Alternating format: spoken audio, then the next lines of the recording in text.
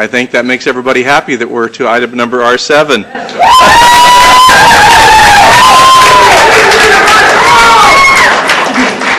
So let me go ahead and outline a process for item number R7 so we can all be on the same page and understand what it is that we are doing this morning. R7 is a discussion to receive input and discuss matters regarding geoengineering chemtrails, consider providing direction to staff, and consider taking other appropriate action as necessary. In a few moments, I'm going to go ahead and turn this over to Supervisor Giacomini to introduce her guest speaker today. What we have is we have a presentation that has been arranged in advance through Supervisor Giacomini, who placed this item on today's agenda. In addition to that, there are a number of speakers that had been arranged through Supervisor Giacomini to also join with that first presentation in order so that they might be grouped and clustered together. We're going to honor that request and take them as you had asked for in advance and agreed to, Supervisor Giacomini. After that, there are a lot of requests. In fact, a lot. It's a lot, as I'm sure that you recognize. We're going to take those in the order received today. Okay? Now, just say up front, there have been almost 20 requests from folks in the room to change that received order. If you don't want to speak when your name is called, you don't need to speak. So that's up to you, but we're going to take them in deference to every person here and honoring their timely submittal, and we're going to take them in the order we received after the main presentations as were agreed to in advance for their order. So we're going to stick right with what we promised to do. During the speakers that are going to come individually from the community, Supervisor Modi is going to be calling out the first name and then the next name and maybe the next name. And here's what we would appreciate. As we go through the list, if you would listen attentively for your name, and don't hesitate. When you hear your name, go ahead and come over in this direction and line up, because then we won't have to all watch you as you walk from that corner of the room to this part of the room. We'd like to be able to move everybody through as rapidly. I expect that this hearing process, this public process, is going to take 3 to 4 hours based upon the number of people who have requested. So in that, there will be timely personal breaks and probably, most probably, a lunch break as well, where we will continue full force to hear all of the folks who want to speak. At the end of that process, and this is with board approval, I'm suggesting all these items, we're going to conclude and hear every person that wants to speak today. At that time, we're going to end the conversation from the audience then, and we're going to ask Mr. Simon, who represents Resource Management, to come up and share with us his thoughts in response to things that he might have heard, and then we'll continue with a board conversation among the 5 of us here for any possible direction. So, questions from board members? Yes. Yes, sir. Supervisor Modi.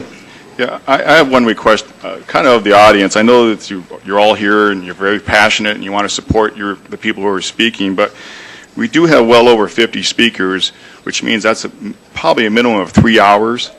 So I really do ask that you sort of limit your applause as best you can. For number one, because I'm going to be introducing the next speaker and they won't be able to hear you.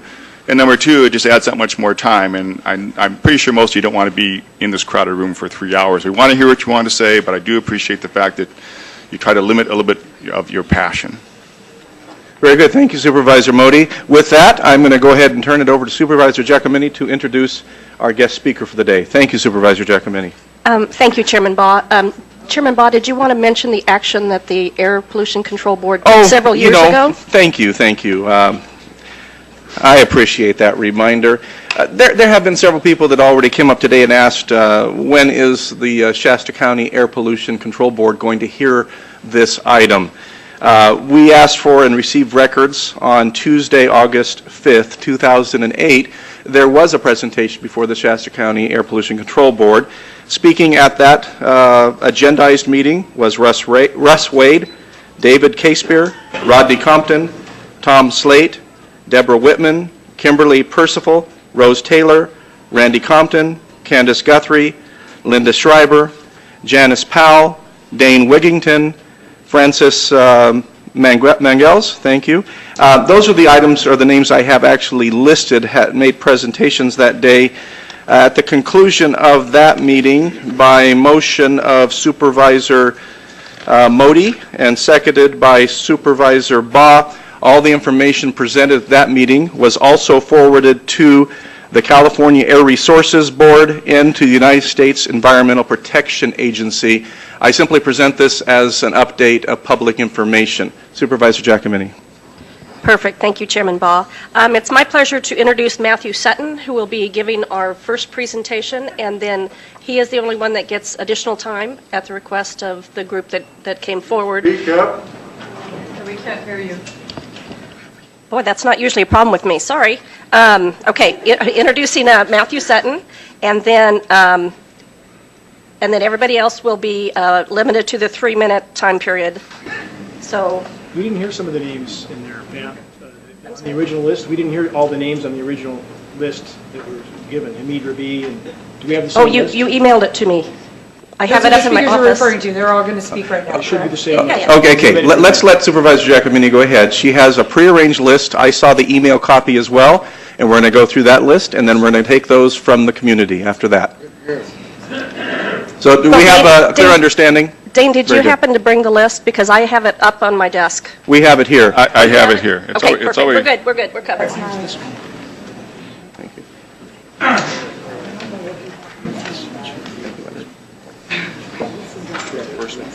The first one is Matthew Sutton, correct? I have an announcement to make that Matthew Sutton is not here today. And the reason he's not here today is because he received a phone call from Rick Simon on Thursday, July 10th. I have emails. First, I want to say thank you to the board. I want to say thank you to the board. My deepest respect. I hope we can all respect their wishes. If we can keep that down so we can respect their wishes and get done as fast as we can. Matthew Sutton, who made a commitment to be here today, and here's part of that commitment. These are emails. It's a solid commitment. It's not ambiguous. Dana will participate. I will be able to attend this meeting.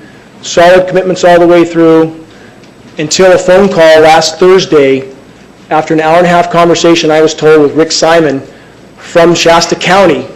Matthew, after speaking to his attorney, said he could not come. Now, when we see a contract with AACOM... Mr. Wigington? Yeah. Could you address us, please? I'm sorry. Thank you. I'm sorry, Les.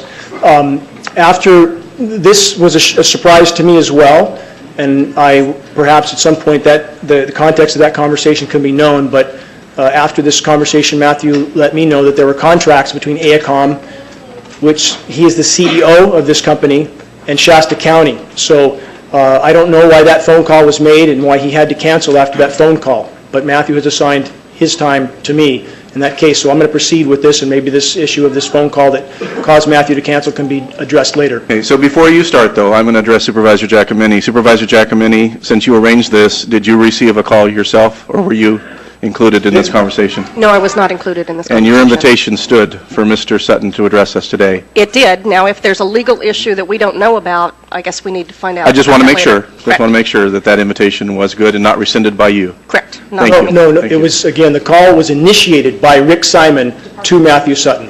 Well, my point is that this is the board that extended the invitation, no one else. So I want to make sure that the community knew that that did not change. Oh, no, I'm sorry. Thank If I you. implied that at all. No, it did not come from the board at all. I didn't think you were, but I want to make sure. Sometimes people just kind of hear what they hear, and understand, Les. that invitation I understand. was strong and firm and still exists. I agree. We're not going to take questions from the audience, ladies and gentlemen. That's not going to happen. No. We're not We going to gotta- take questions from the audience. Please don't do So that. I want to This is a proceed- time for conversation Thank from you the for registered listening. I'll speakers. proceed Thank as you. quickly as I can now.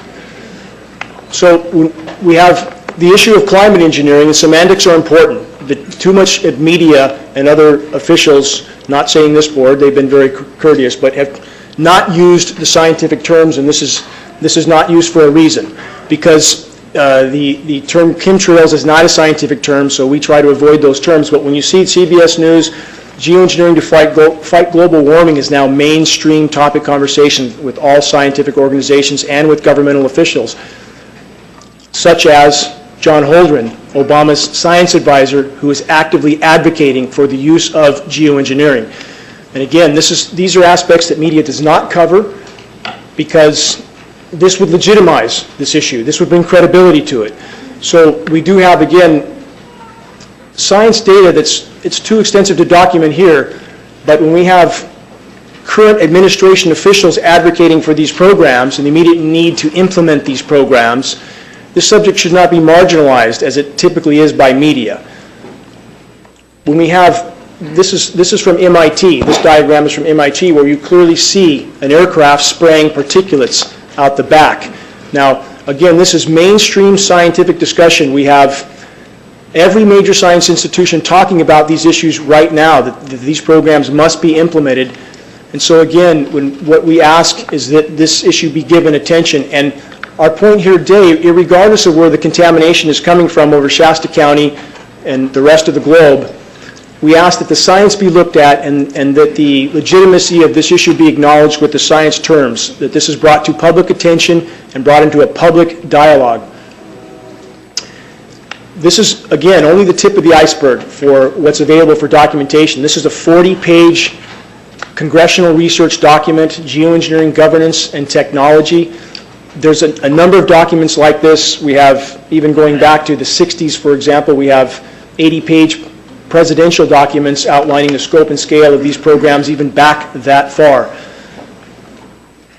We see skies like this. Certainly, we have a lot of people telling us this is normal commercial traffic, that this is normal, and that this is just random flights flying wherever they fly, and that this stuff sticks in the air. But if this is random, that's not so random.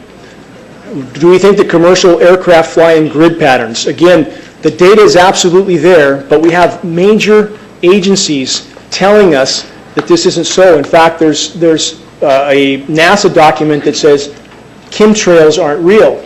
But again, they use a term that's not scientific on purpose, and at the same time, we have patents from NASA for geoengineering. So there's been a tremendous effort to try to marginalize an issue that's tremendously impactful for all of us, equally impactful. And I certainly don't see the board as adversarial to us. I mean, I'm very grateful that we've been allowed to speak here and bring this issue up to light. And for our point, I think acknowledgement and disclosure is due for, in this case, for local agencies, the contamination issue. Because I've spoken in front of the California Air Resources Board, I've spoken in front of the California Energy Commission, and it seems that all these agencies are unwilling to look at this issue. And at this point, there are certain factors that can't be denied. And contamination is one of those factors. So we have NOAA, the National Oceanic and Atmospheric Administration, admitting on the record that the atmosphere is now full of particulates and they don't know where they're coming from. So this is quite astounding when you have the agency that's supposed to study this issue that's literally unable to identify the source. When I spoke in front of the California Energy Commission in Sacramento, they acknowledged the state was losing 20 to 40% of its rainfall from, quote, particulates of unknown origin. But that investigation was never followed through. There's an investigation going right now with state water quality. I spoke to that representative. Their fishing game has acknowledged that there's aluminum running down the waterways. I spoke to the representative with California State Water Quality, who made it clear that they were not going to test the rainfall for this contamination, but isn't that where runoff comes from? So again, we have an unwillingness to look at the obvious sources. This is a satellite image. It's a little foggy, but if you look closely in the bottom left quadrant, you can see aircraft trails blanket spraying the Pacific. This is visible on satellite imagery every single day. These silvery white skies we see are particulates blowing in from the coastal regions, and we have patents stating the dire need to enhance the marine layer to try to deflect some of the sun's incoming thermal energy. It's called solar radiation management. So when we have satellite imagery of this happening and planes flying in loops and grids, and we have this material blowing in on us, it's coming from somewhere. And CARB, this is important. We know this metal's falling on us. I furnished you guys today with about 40 lab tests from the state-certified lab showing a very, very substantial amount of metal. And again, aluminum does not exist in the environment in free form. That's important to remember because a lot of agencies try to say it's a common element, we should expect it. This is not the case. It doesn't exist in free form. So it's coming from somewhere, and CARB has told us it is not coming from China. So we know it's a more local origin. Now, we have a UV issue. This is another matter of disclosure for the board. We have a known, verifiable, indisputable contamination issue, and we know the board can't stop this. Nobody here expects that. We know that's far beyond the scope of the board, but we do have a contamination issue that's a danger to the citizens. So what I'm asking is disclosure of this contamination, and we also have a very, very dangerous UV level.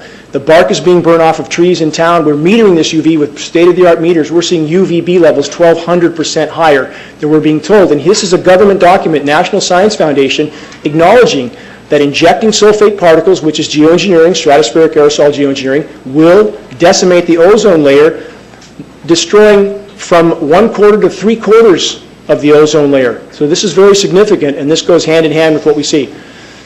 Again, article, unprecedented ozone hole opens up over the Canadian Arctic. We have very substantial northern hemisphere ozone depletion. Ozone depletion over even northern California is very substantial. We're seeing very dangerous UV levels. We're simply asking that that be disclosed. That's all. So again, this is a public health issue that we believe is necessary to disclose.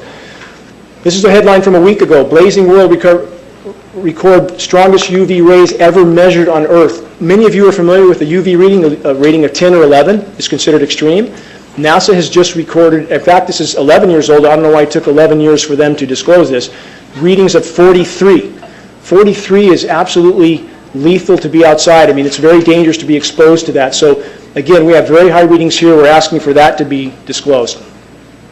Health effects of UV radiation. The list is much longer than what it shows here, but we're seeing everything we would expect to go along with this exposure going off the charts. So, again, this comes down to a recognition of what's going on in our skies, and more importantly, where this board is concerned, an investigation and disclosure of the contamination and UV issue, which again is a public health hazard. These are trees in our local parking lots here. The bark is completely burned off these trees. Foliage is dropping. Branches are dying off on the trees. The trees in Redding don't look good, and this is not just a drought-related issue. And I've been in the field with USDA soil scientists measuring also soil pH changes, and this is another arena where we know this contamination is happening. We're seeing pH changes of 10 to 12 times toward alkaline from established USDA soil baseline studies. So again, one more source of confirmation that this contamination is indeed there. Trees in Redding, again, when I moved here 12 years ago, the trees looked outstanding in this city. Now they look quite horrific and getting worse by the day. And this is exactly what would be the known and expected effect with extensive UV damage. Geoengineering causing drought. All of us know we're being droughted out.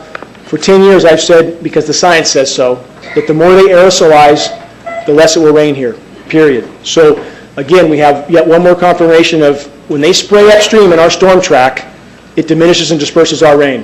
Mr. Wigington, I'm going to ask a question. How Yes. much time did we have scheduled for? Okay, has that already passed? So that was a 10-minute beeper. So let's do this. How much more time do you think? 30 seconds. Okay, very good. We want you to be able to conclude. Thank you. Thank you.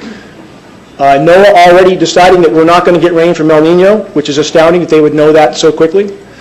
Another satellite photo, and this is hard to see on this screen, but the entire, people can view this at geoengineeringwatch.org, the entire Pacific is covered with grid patterns in this shot. It's hard to see. Prevalence of Alzheimer's disease going off the charts. Autism, 10,000% increase. Known connection with aluminum, same with Alzheimer's and dementia. Alzheimer's and autism, the common link, aluminum exposure. Last slide, the right to know. That's all we're asking. The public has a right to know there's a public health hazard in regards to the heavy metal contamination and the UV radiation. That's all we're asking is for that disclosure. Thank you for the extra time. Thank you for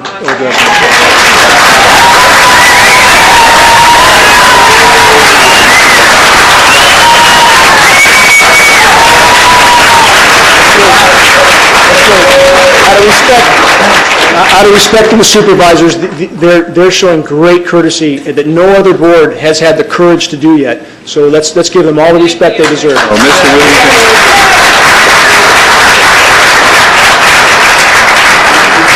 Before we move on to the scheduled additional presenters at 3 minutes apiece, and I'm going to just ask in advance as you come up that we're going to hold you to that 3 minutes. They know that. I do want to ask this board before, because you're our main presenter today, if there are any additional questions at this time from this board. Okay. So I have just 2 questions, and I'd like to ask you, and please excuse this. This is not meant in any other way, but out of complete respect. Could you just really concisely, what do you believe the purpose of this engineered spraying is? I mean this in all sincerity. What do you say the purpose of it is? I can tell you what the stated purpose is. by governmental document and Dane, U.S. Dane, patents. quick move. Yeah, right into that mic there, I thank can you. tell you what the stated purpose is: solar radiation management, SRM, to block the sun. That's the stated purpose. The consequences don't seem to be considered with these programs, but that is the stated purpose on almost all UN and global governance documents for these programs. Okay, and obviously, you presented a great deal of material to myself and to other board members over the years, and that is the conclusion drawn. I just wanted to draw that out today because I didn't hear that specific language, so I wanted to make sure we state that. But then on a personal level, I have another question, and I've asked many people, and no one's been able to answer this question for me, so I mean this in all sincerity. Why does the spraying create a drought in California and flooding in the Mideast, or the Midwest? Thank you for asking that Yes, question. thank you. I appreciate it. When you aerosolize the storm track, and the science backs up what I'm saying word for word, you diminish and disperse the rain. This is not seeding to create rain. This is seeding to create artificial cloud cover. And because there's too many condensation nuclei, it tends to disperse that moisture exactly as we've seen over California again and again. Back to my talk in front of the California Energy Commission, they recognized this fact. I spoke to their top scientists. When you have too many particles in the air, it diminishes rain. It does not augment it if those particles are too small. So it tends to migrate moisture from one place to another, creating drought and deluge. And this is very well documented from every major science institution, from MIT, Scientific American. These effects are known. So it's not a uniform effect. It tends to disrupt the hydrological cycle completely. So when you spray upstream in the storm track, it tends to migrate that moisture somewhere else where it comes down in a deluge. And that's exactly what we see. Mr. Wigington, thank you very much. Thank you, I Les. appreciate that. Don't go away. Folks, I know your encouragement and your passion, but we have other requests to speak, and we're going to kind of be here all day if we... Mr. Wigington, if you'd come back again, please. We're not through with you yet. Supervisor Chappelle. Thank you, Chairman Ball. You're welcome. Mr. Wigington, I've had one statement here, and I want to see if you confirm that or not. In your belief of following through with this and trying to get situations resolved, is it because it is a public health hazard? Is that one of your number one concerns, that this must be disclosed? That is our request to the board, because that is why these programs can go on and on and on, because media will not cover it until the actual effects are made known. And this contamination issue, again, is absolutely verifiable. Same with the UV issue. We can meter it for you. We have state-of-the-art meters. So, and we have corroboration from other science studies. So yes, that is the request of the board. We fully recognize the board has no power to deal with this issue, nor does CARB, nor other state agencies. But the contamination issue is a public health hazard, and we believe that disclosure is necessary, required, and that's all we're asking is disclosure of the heavy metal contamination and the UV issue. That's what we're asking for. Yes. Thank you. Very good. Any other questions from the board of Mr. Wigington at this time? Mr. Wigington, thank you very much for the presentation, and then I'll ask Supervisor Giacomini, do you have the order, or do we want to go to Mr. Supervisor Modi? My gratitude to all of you. Thank you, sir. Leonard, everybody on Very my good. list? Okay. So the rest of the agreed-upon presentations, they are going to be called out in advance, and then Supervisor Modi is going to move to those who submitted requests today as well to speak. Thank you, Supervisor. You know, and maybe I can suggest one other way to show your support of the speakers, but at the same time allow us to proceed. I did this one time before, and it worked very well. Rather than yelling or clapping, perhaps if you just choose to raise your hands, that will show us that you support the speaker, but it also will show, as I'm sure you plan to do, is to show, show the support to the media. So maybe that both. So maybe that might be one way to. You're getting some love, Supervisor Modi. I saw some hands out there. So, perfect. So the next speaker is Rosalind Peterson, followed by Alan Buckman. Hello, my name is Iraja Sivadas. Rosalind Peterson of USDA was not able to make it today, and and Dane Wigington asked me if I could fill in for her. As I said, my name is Iraja Sivadas. I'm Welcome. Thank you. I'm a disabled combat veteran. It's the longest I've stood up in a long time. I really appreciate that you are taking time to listen to us today. I am an instructor of mathematics at Shasta College and a member of the Union for Concerned Scientists. And this will be very short. I have a very short talk. There's just two main points that I'd like to make. One is that aircraft making a condensation trail is very similar in many ways to when you go outside on a cold day and exhale. You create a condensation trail. That little cloud is a condensation trail. Now, if you take a 2-mile walk on a cold day and you can turn around and you can see your condensation trail tracking all the way back for 2 miles, that's the kind of idiocy, that's how crazy it is to think that what we're looking in the sky is actually condensation trails when they travel from horizon to horizon. The second point is there's a huge amount of aluminum being found because these sprays have aluminum, strontium, barium, manganese, and there's a lot of argument that aluminum is very common to be found, but aluminum is only common in a bonded form. It's not common in a free form, and we're finding high rates of free aluminum in the soil, which is not natural. So thank you again for listening to us. Appreciate it. Thank you, Mr. Sivadas. Alan Buckman, followed by Francis Mangles.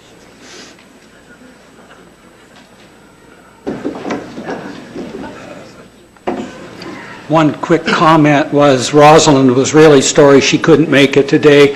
Her mother fell and broke her wrist, and so she has to take care of some hospital duties. Anyway, I'm Alan Buckman. I was a weatherman in the United States Air Force. I was a wildlife biologist with the Department of Fish and Wildlife for 38 years. I have a lot of experience, field experience. I've been studying the cloud situation and doing research for the last 12 years. Our air and our natural resources, I want to tell you that we're in very great danger from the pollution that's coming down over us. And we've been led astray by the military-industrial complex, and they're responsible for the cloud's creation and weather manipulation programs. They're dark operations. That's why they're not out in the media. Now, I'm here to give you testimony that chemtrails, they're not contrails, are indeed real. They're spraying almost every day. I sit out with my wolf dogs in the afternoon, and I watch the clouds and watch the spraying program going on. We have clouds in the sky we've never seen before. Almost every day I'm seeing clouds I've never seen before. And NASA has been even named a few of these new clouds. It's really interesting, but NASA is a corporation. I want you to know that. We were warned about the takeover of our freedoms by the military-industrial complex by both Eisenhower and Kennedy. And Eisenhower in his parting comments, and then Kennedy later. I think it's obvious now with the Citizens United and McCutcheon rulings that they're gaining traction on us, folks. We are in trouble more than just a spraying program. The metal compounds that are being used are environmentally dangerous. We need to be monitoring them. We need to be testing them. And because our previous inquiries have gone nowhere, I really appreciate the opportunity to speak with you and hope that we can find some testing program by certified testing laboratories to actually measure these effects, and so we have a basis on which we can protest, you can protest, if your concerns match mine. And believe me, I'm seriously concerned with what I'm watching. As a wildlife biologist, I've been watching the ecosystem collapse. When you lose all your stream organisms, when you have aluminum overload in your streams, you're killing your microbial bacteria and you're disrupting the entire ecosystem. So it goes way beyond just a little bit of pollution. How did Monsanto know to create aluminum-resistant plants? I don't think I've heard anybody ask that question. Okay. So what I'd like to suggest to you... So that would be your notice to draw to a conclusion, please. Yes, sir, I was just going to do that. I would like to ask you to put a little bit of funding towards some real testing programs of snow and rain and vegetation. Now, I've tested lichens and found very high levels in the lichens, and they get all of their nutrients from the air and the rain. So it's a good guideline, and I think you would find out a lot of things to help support this. Francis Mangalis, followed by Jeff Nelson. Welcome. Greetings, gentlemen. Thank you for the opportunity. I am a retired scientist, bachelor's, cum laude in forestry, master's in zoology, 35 years, USDA scientist, Soil Conservation Service, U.S. Forest Service, Civil Service equivalents in range, wildlife, fisheries, geology, agriculture, soils, ornithology, entomology, botany, mycology, hydrology, and I'm qualified to speak. Just letting you know. Okay, these previous guys, I've watched exactly what they do, and yes, they are correct. I've seen exactly the same stuff, so ditto marks on those. Insects. I've done studies in Siskiyou County. They're at 20% of normal. The aquatic insects basically made a nosedive in 2006 to about 20% of normal. So far this year, I've sampled 200 trout stomachs. 98% of them are empty. So sorry about the trout fishing, fellows. The mayflies, stoneflies, dipterus, and caddisflies are damn near gone, except in areas where there's I'm going to remind you to address the Board of Supervisors, please. The terrestrial sampling is down to about 20% of normal, except for pest species like ants. We're seeing a loss of major bird species, and as the gentleman said, the ecosystem is unraveling, and Audubon's been telling you that for years. You want some figures? Okay, latest water test. Tested the rain. 13,100 micrograms per liter of aluminum in the rain in 2013. Normally, it should be 0. So 13,100 is pretty damn much, folks. It used to be 0. Then it was 100s in the 2000s. And then since 2010, it's into the 1,000s and the latest 13,100. In the snow on Mount Shasta, pristine Mount Shasta, 61,000 feet, no, excuse me, 8,000 foot level, 61,000 micrograms per liter, 4 times the amount that is found in the soil up there. Where the hell is this stuff coming from if it's not coming from the soil?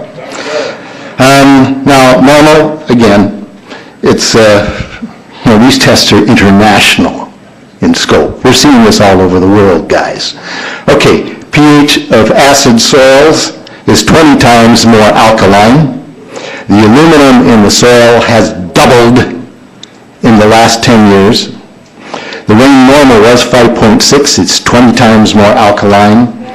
Aluminum blocks essential nutrients. I am unable in my garden to restore normal pH, and that's because nanoparticles are now in the circulatory systems of both plants and humans. So welcome, fellow guinea pigs.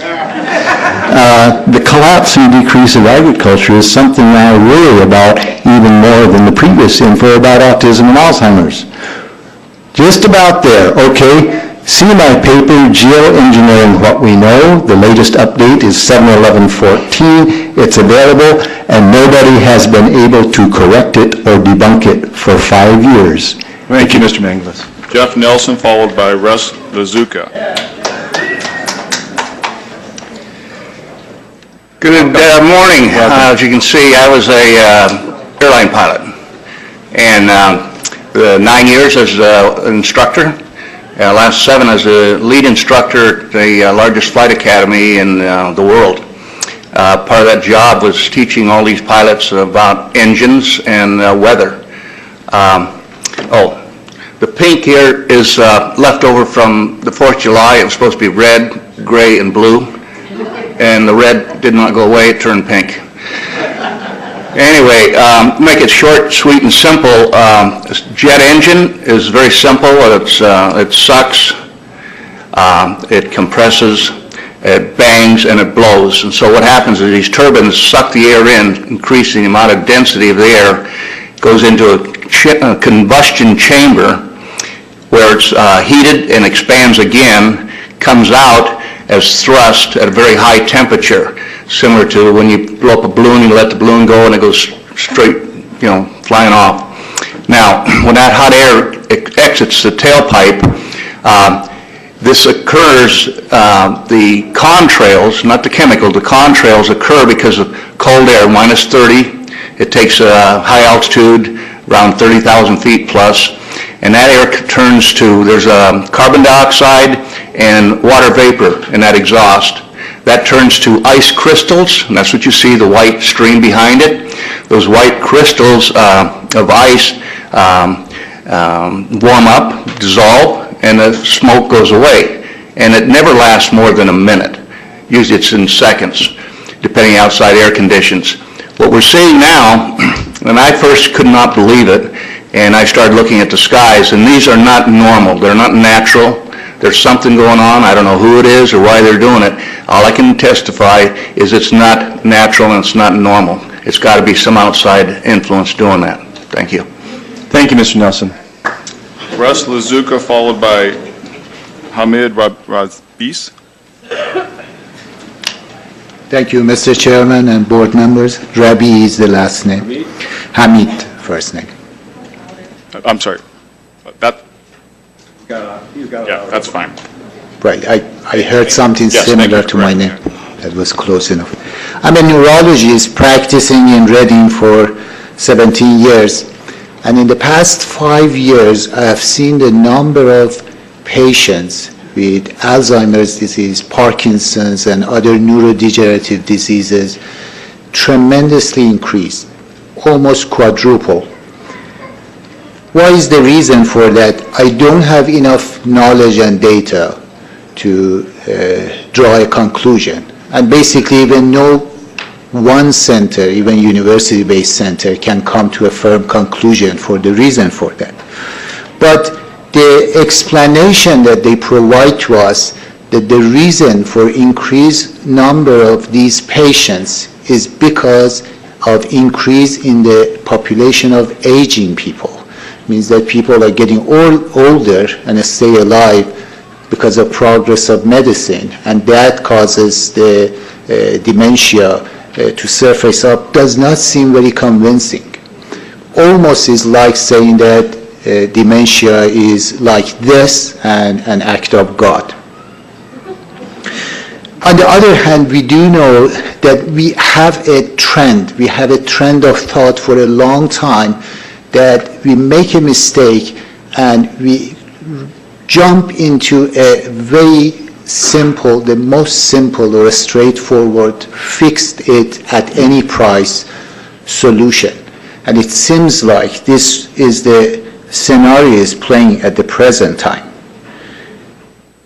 There are many activities that are reported. We hear bits and pieces, but we don't really have the whole result from it. And we do need to put the burden of proof on those who have the authority and have access to the data or the activities that are happening all over. We know that there are a small group of experts, scientists, that their conflict or lack of conflict of interest is not very clear to us. Basically have the eyes and ears of those in power in the government, and they are circulating the idea of this so-called quick fix for environmental calamities that has happened. And that is what is basically geoengineering. They provide solutions basically, as you heard, to spray nanoparticles, very small particles, to basically reflect the dangerous irradiation from the space. So that would be your notice to draw to a conclusion? Okay, so what I'm getting to a conclusion is that these nanoparticles, they basically trigger a programmed cell death in the brain, and that is the ultimate path we see in Alzheimer's. Thank you, Mr. Revis. Russ Lazuka, followed by Fred Meyer.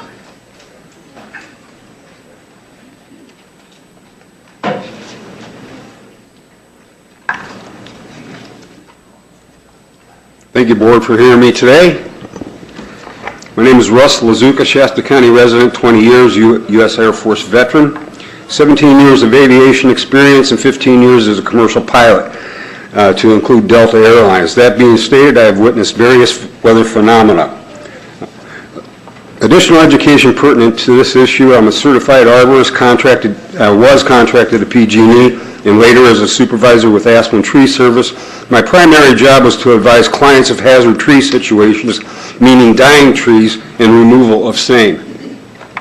Humans in many ways react to outside environmental elements very similar as do plants. One example is absorption, and they are today in declining nature of respiratory failure. Lack of water and absorption of toxic chemicals are the main killers, along with very high UV. Commercial aircraft are assigned a code, a radar identification called a squawk. They are assigned altitudes and airways like highways in the sky. Contracted tankers, that is civilians like Evergreen, flying for the purpose of weather modification, will not have a squawk code, nor will they be on an assigned airway. They will also be on military radio channels. Commercial air traffic control will not be able to inform commercial pilots of approximate aircraft. Therefore, you look up and you see all these grid and crisscross patterns of aerosol in the sky, and there are no passengers on board.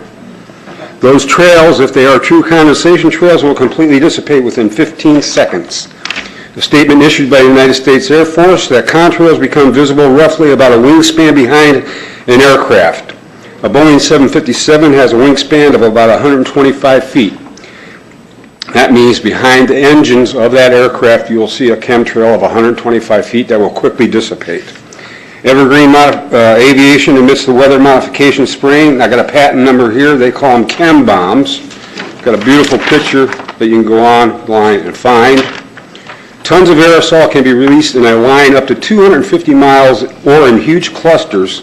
That's when you see the interruptions in the sky of batches of artificial cirrus clouds. However, behind an aerosol spraying aircraft, they stream, persist, and according to the winds aloft, will dissipate only after hours of lingering because the chemicals are falling out of the sky onto the planet. I will close with this. No one has to have prescience to become informed. It's there. Look up, look around. There are no contiguous states, nor Alaska, or Hawaii, nor the future state of Jefferson, or any other continent who is impervious to the aerosol chemicals and contaminant particulates purposely sprayed in our stratosphere. Thank you. Thank you, Mr. Lazuka.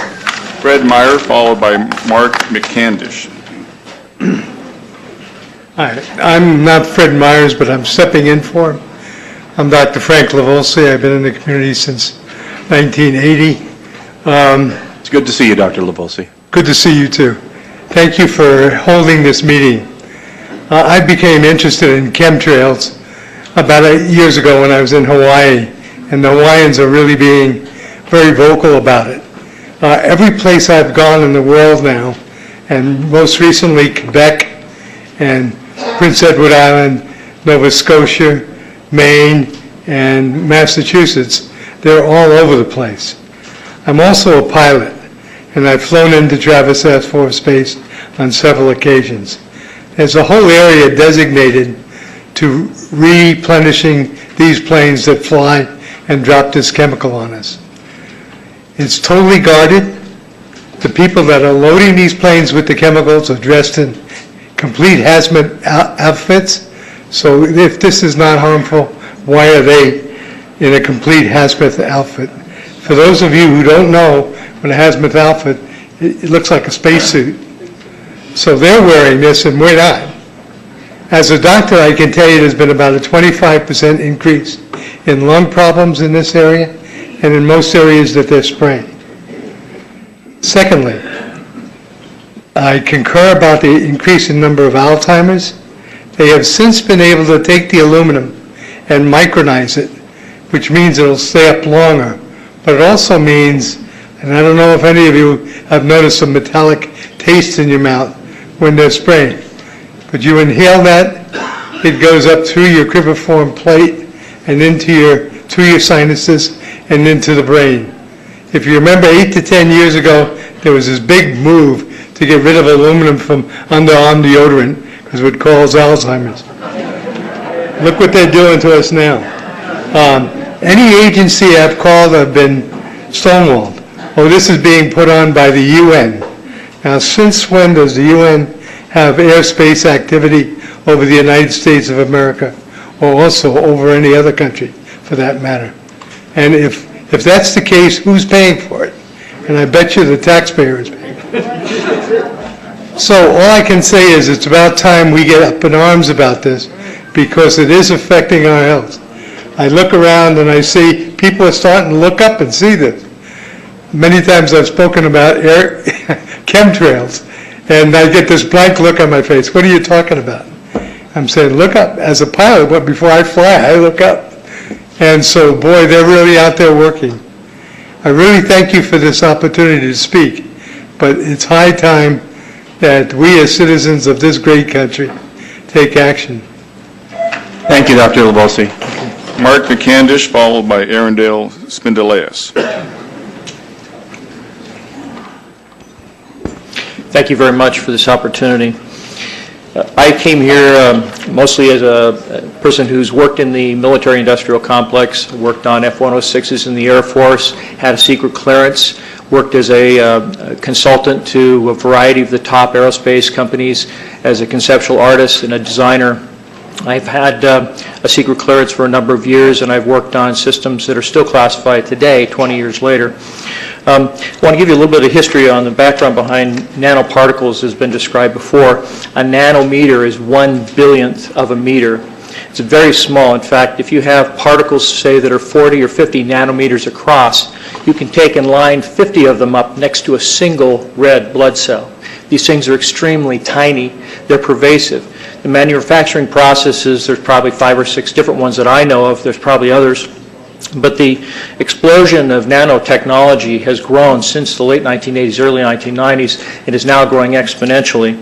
If you've ever seen or heard of a grain silo explosion, where particles of grain grind against one another, produce a dust, and then one spark will set it all off in an explosion. This is kind of exemplary of what nanoparticles represents in terms of the impact that they have on the environment. Because you can spread so many small little particles through the environment, it dramatically increases the surface area that's in that environment, because there's so many of them. When you look up at the sun and you see a white haze, that is aluminum floating in the air right now, and it's coming from the aircraft. Now, as it happens, the Air Force conducted a study starting in 1993. It was called In Vitro Toxicity of Aluminum Nanoparticles in Rat Alveolar Macrophages. That's a real fancy way of saying testing the effect of aluminum nanoparticles on the white blood cells in the little air sacs in your lung, the alveoli. And what they found in this 8-year study was that these particles, when you're exposed to long enough, it suppresses the ability of your white blood cells to defend you from airborne infections coming into your lungs. So it suppresses your immune system. But they also found that these same particles, once they get into your system, they can actually go through the barrier in each one of the cells. They get inside the cells, and these particles can actually suppress the ability of mitochondria, which are in the cells that help to gobble up toxins and things that would be harmful to the nucleus and the reproduction process of the cells in your body. These processes are suppressed, and so essentially by breathing this material in, your immune system is dramatically suppressed. Now, in addition to this, the materials that are going into the environment right now, aluminum oxide nanoparticles and barium nanoparticles, these just happen to be the same materials that they use in nanothermate explosives. And so when this stuff settles down out of the air into the environment, it is small enough to be absorbed through the root structure of the trees in the forest. And so when there's a forest fire, and there will be a forest fire, those fires burn dramatically hotter. The example out here in Ono is just one example. Oh, wow, that was fast. It goes by fast, doesn't it? So anyway, the point is that the cost of firefighting, the cost in the healthcare system have nearly doubled in the last 10 years. The amount of acreage is lost because of fires. The impact on human health is dramatic, and it's well documented. So, in fact, in closing, I want to say that NASA has also conducted a research program in what they call metallized fuels. We're actually putting aluminum oxide right in the fuel because it has 2 atoms of aluminum and 3 atoms of oxygen. So during the combustion process, it releases all that oxygen and dramatically increases efficiency, but it leaves the aluminum in the air. Thank you, Mr. McCandish. You're welcome. Arundel Spindaleas, followed by Kim Moore. Is Arundel here? Joe, or Dr. Davis, excuse me, is Dr. Davis here? Dr. Davis? There he is right here. Here he comes.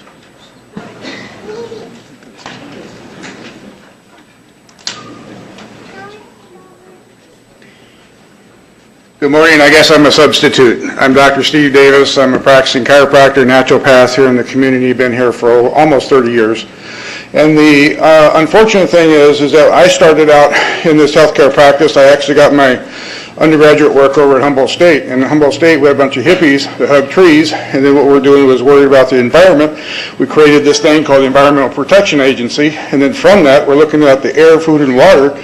Air, food, and water is related to the particles, the chemicals, and substances. We have agencies, federal agencies, state agencies, local agencies, whose job is to try to protect us from all this. Then what happened is that we have industries that have tried to come into our community here. They do not stay or do not come because the EPA won't allow them because of what they're going to release from ground up. We got things coming from sky down, and it's a huge, huge problem. Because as it comes down, what happens is a couple of things.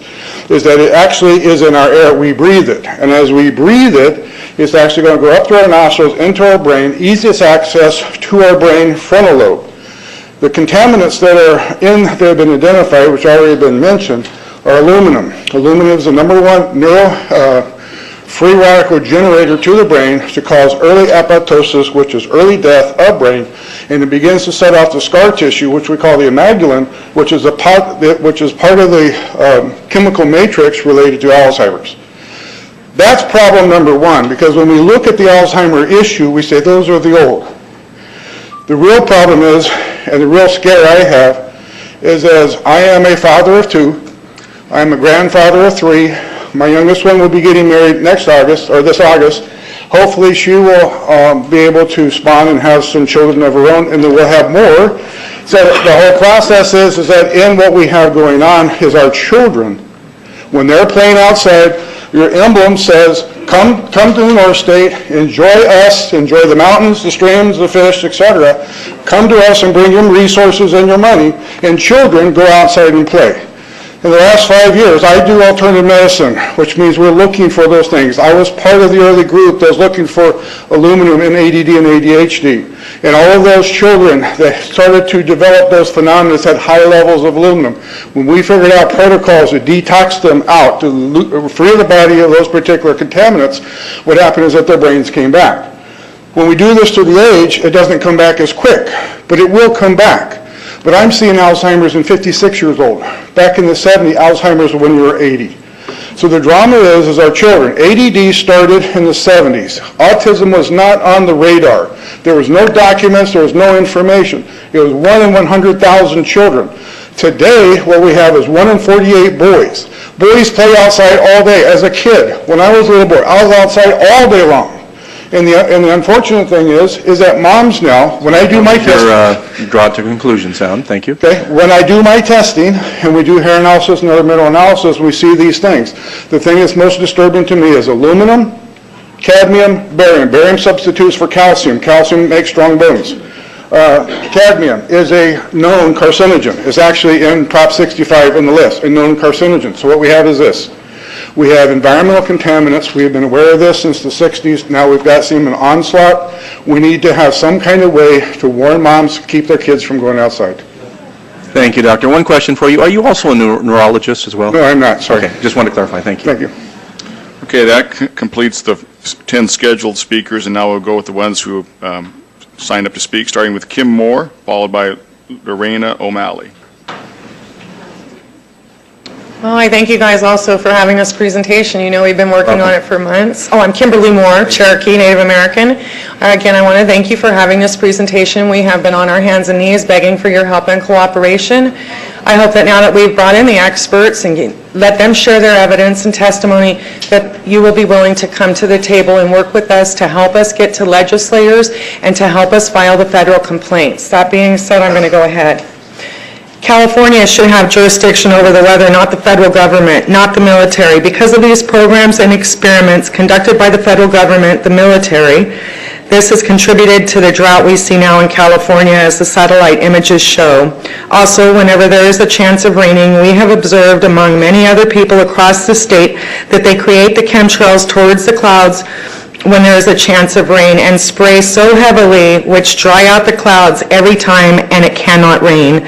Such actions have damaged agriculture. California agriculture is very important. There are programs available to create rain through seeding. It is not something we recommend, but if it is necessary, the state of California should have the option to create rain, as the federal government has failed to do so. In other countries, such programs were implemented by states in order to help agriculture. The federal government or the military shall not have jurisdiction to a state issue and overrule the state, which has brought drought and damages to the state of California. The federal government, military's own interest, has harmed agriculture, our farmland, our forest, our nature, us. For all of the aforementioned reasons, it is essential that the state of California and not anyone else has jurisdiction over the weather. I thank you for your time and attention. Thank you, Ms. Moore. Lorena O'Malley, followed by Tom Dussel. Hello, and thank you for giving me this opportunity to speak. One issue that definitely needs to be addressed and disclosed to the public is the increase of UV radiation. As any mother would, I became particularly concerned when I learned about this because the way by which my family would get vitamin D is through sunlight exposure. Anyone who is aware can agree that the sun feels more intense than it has in years past. You can see the proof through the die-off of plants and trees, gardens not thriving, and the steep decline of forests. This is the new norm, but it's not normal. All this is happening because the particles being released through geoengineering are ripping apart the ozone layer. The ozone layer is what protects and preserves life. So this is what's supposed to happen. As sunlight passes through the atmosphere, all UVC and UVB radiation should be absorbed by the ozone layer. What happens when our ozone layer is depleted? There was a study done here in our North State last year. GeoEngineeringWatch.com purchased top-of-the-line UV metering equipment and had a 40-year environmental metering veteran with 20 years government experience and 20 years experience as a private consultant measure each day for approximately 21 days in July of 2013. The readings reflected an exponential rise in UVB radiation. Due to its high energy, its potential for causing biological damage to plants, animals, and humans is exceptionally high, and even small increases could lead to significant biological damage. There are numerous peer-reviewed studies that verify this fact. According to agencies like the World Health Organization, no more than 5% of the UV reaching the surface of the Earth should be UVB. The other 95% should be UVA. UVC should be 0. So what did the test show? UVB, the most lethal form of UV radiation, has now escalated to almost 70% of the total UV reaching the surface of our planet. At least this is the case in several places measured in the U.S. This can only mean that the total ultraviolet exposure has also escalated sharply, making overall UVB levels worse still. In addition, the testing consistently showed significant levels of UVC, which used to be filtered out by the ozone layer some 100,000 feet up in our atmosphere. Current testing levels reveal that almost 70% of the UV radiation is currently in the UVB and UVC range, not 5 or less percent, as we're being told by the media. This translates into nearly a 1,400% increase in UVB as a percentage of total UV. Depletion of the ozone layer is likely to aggravate existing health effects caused by exposure to UV radiation. Consequently, human beings and the environment are exposed to higher UV radiation levels, and especially higher UV levels that have the greatest impact on human health, animals, marine organisms, and plant life. My concern is, if there's no ozone layer, there's no life on Earth. It's that simple. Thank you, Ms. O'Malley.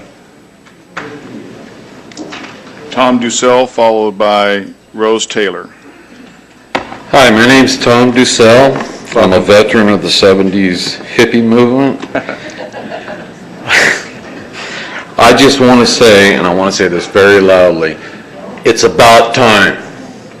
I commend you folks for recognizing and allowing us to come here and speak our mind. It's confirming all my paranoias that nobody's admitted, nobody's talked about, and it's caused I don't know, I don't believe in the government anymore. But I commend you, I really do. I want to make that very point. I want to know just how much Monsanto is involved in this. As we know, they're poisoning our foods that we're eating, corn, beef. Everything you buy is going to have Monsanto in there because they have the patent on the DNA of their genetically modified corn. It's not good for us. Personally, I feel this is an act of terrorism. If I had a missile that could reach that plane, I would shoot that son of a gun down and find out who they are, where they came from, who's paying for them, and why. I know there's aluminum, barium, and copper. We all know that. You control the climate, you control the world, they're telling us.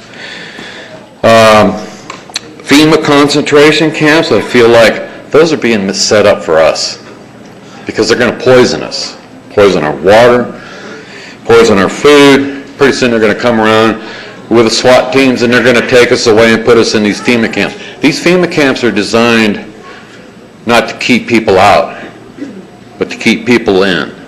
And that's what's really scaring me. Prisons are a business, let's admit it. Who wants to take prisons out of a business? Not corporate America, that's for darn sure. And that flag you got sitting up there is a corporate flag. I will not salute it, I will not pledge to it, but I am a true American person. Anyway, I commend you folks for bringing this out in the open. And everybody else that's spoken have just spoken the truth. They've confirmed all my concerns. Thank you very much. Rose Taylor, followed by Mark Steiner. Hi, my name is Rose Taylor, and I was here in 2008 when we asked the supervisors to investigate and look into this issue. I thank you again that you have the courage, because I am going to submit this. I have passed it around. It's the top whistleblowers, including former Premier of British Columbia, Kristen Megan, former U.S.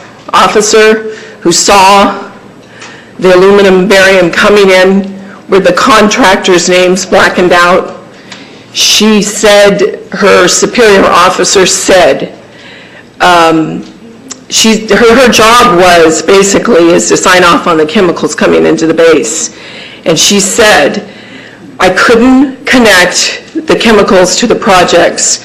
And my superior officer asked me, just sign off. She says, that's not my job. And that is not defending my country. They threatened her. She was up for reenlistment. She got out. And she's still alive. And I encourage you, she's all over YouTube. She is truly an American hero. I'm going to give you these. I hope you look at them. The History Channel, which is corporate, is amazing. I just watched it. It showed that the Russians were most likely responsible for our California drought from 1988 to 1992. They were the first to develop these ionic heaters that we now have. We immediately, when we watched what they were doing, we immediately developed our own in Gacona, Alaska. I really encourage you to take a look at the History Channels. It's called Weather Warfare. They present it in a very neutral way, but it's very convincing that they're not only using the chemtrails, but they're using these HARP, but it's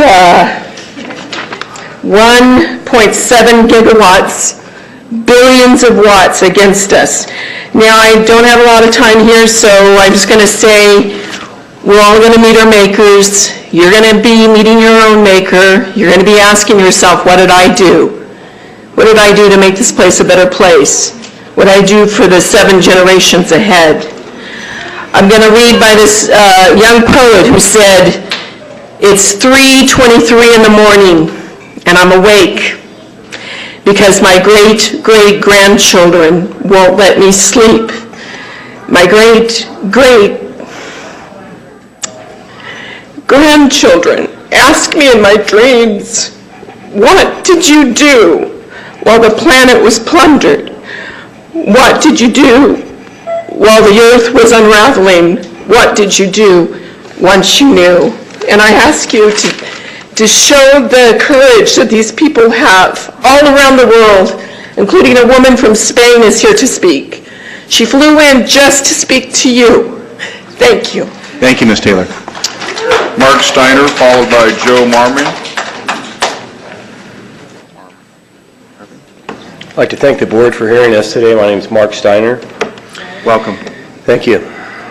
Based on everything you folks have heard today from individuals with a knowledge base far greater than mine, there can be no possible way this can be swept under the rug any longer.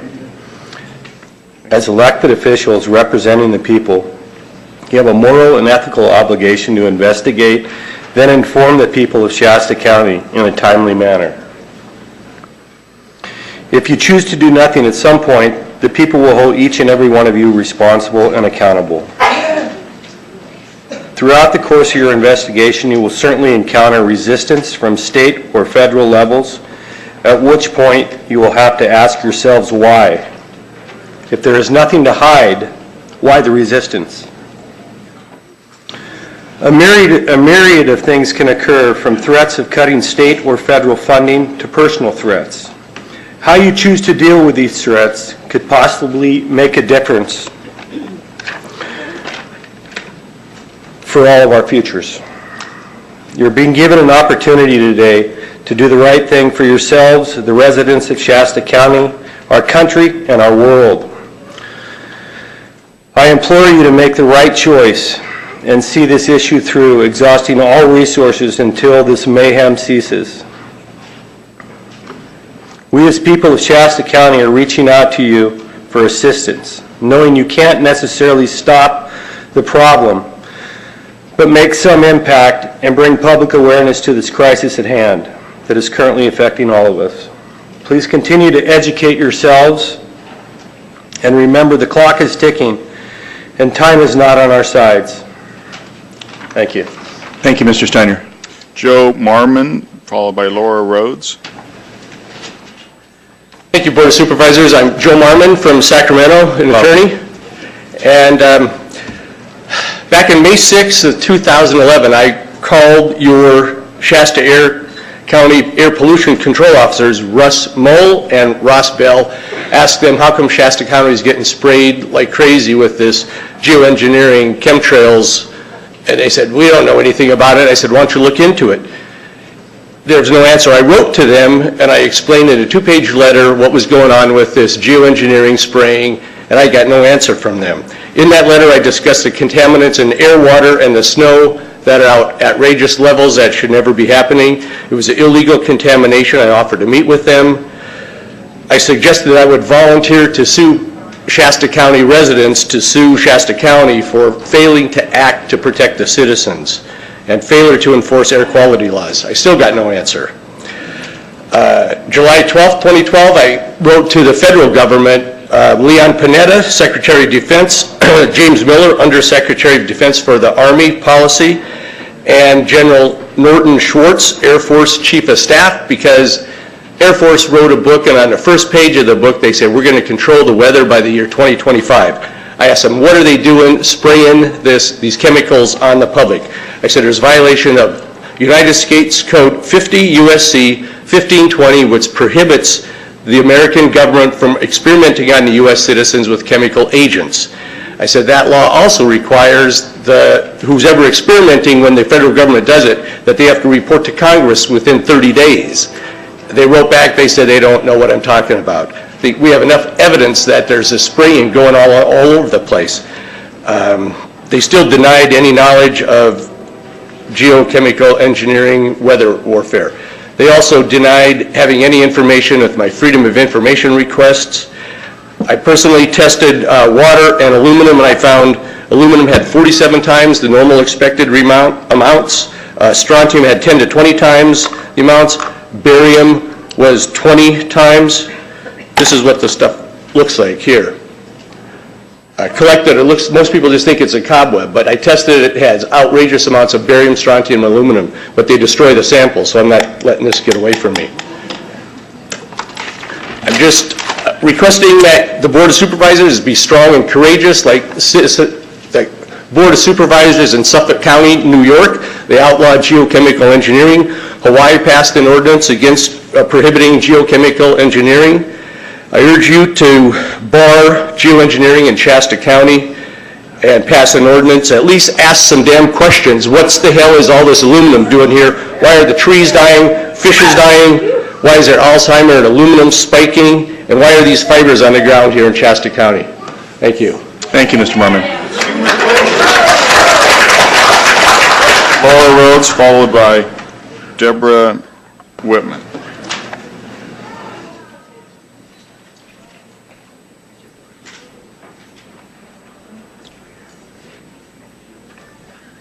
There's a no Laura Rhodes. Then I'll move on to Deborah Whitman.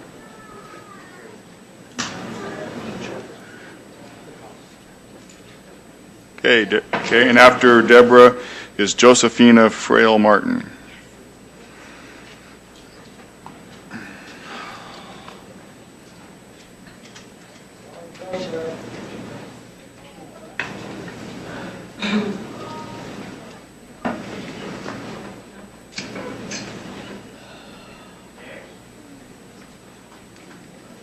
Deborah, Make come it way. on, We'll down just this come way. through the center aisle. That'd be faster. Thank you.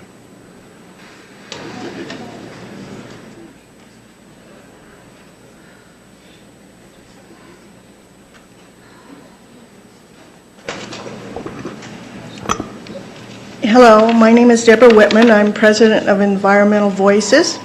And I want to first thank you for giving us the opportunity to speak.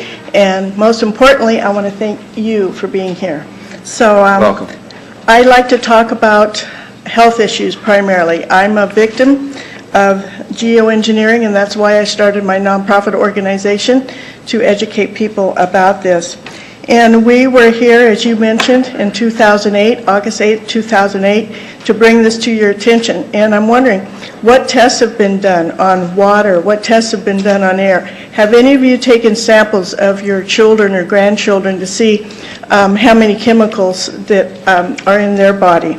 And so I encourage you, we're doing what we feel that you should be doing, and hopefully you'll join with us and start doing some testing. I know Shasta County, I was raised here, graduated from Shasta High, went to college here. My parents had businesses here, so it's very close to my heart, and I'm hoping that you will take a stance here and to do what other agencies and counties are not doing at this time. So my main concern are fires. I mean, the hotel I stayed at was full of firefighters. You've got fires, and that's because the trees, the grasses, the soil, everything's contaminated with aluminum. Aluminum is an accelerant. They use it in fireworks, they use it in ammunition. That's why the firefighters are out here taking a chance on their lives. Many of them are injured. Several of them in other states have been killed for fighting fires. It's a cost to you, and it's because of the amount of aluminum why they cannot get, and they go for months at a time in some other states and even in California. So that's one of the issues. The other one, as I mentioned, is health issues. I get calls from people all over the world that are dealing with health issues. And I'm not a doctor, but as I said, I'm a victim. I was going into emergency once or twice a month on an average. And because of respiratory problems before I learned what was happening to me. I've chelated the chemicals out of my body. Excuse me, there's flies here.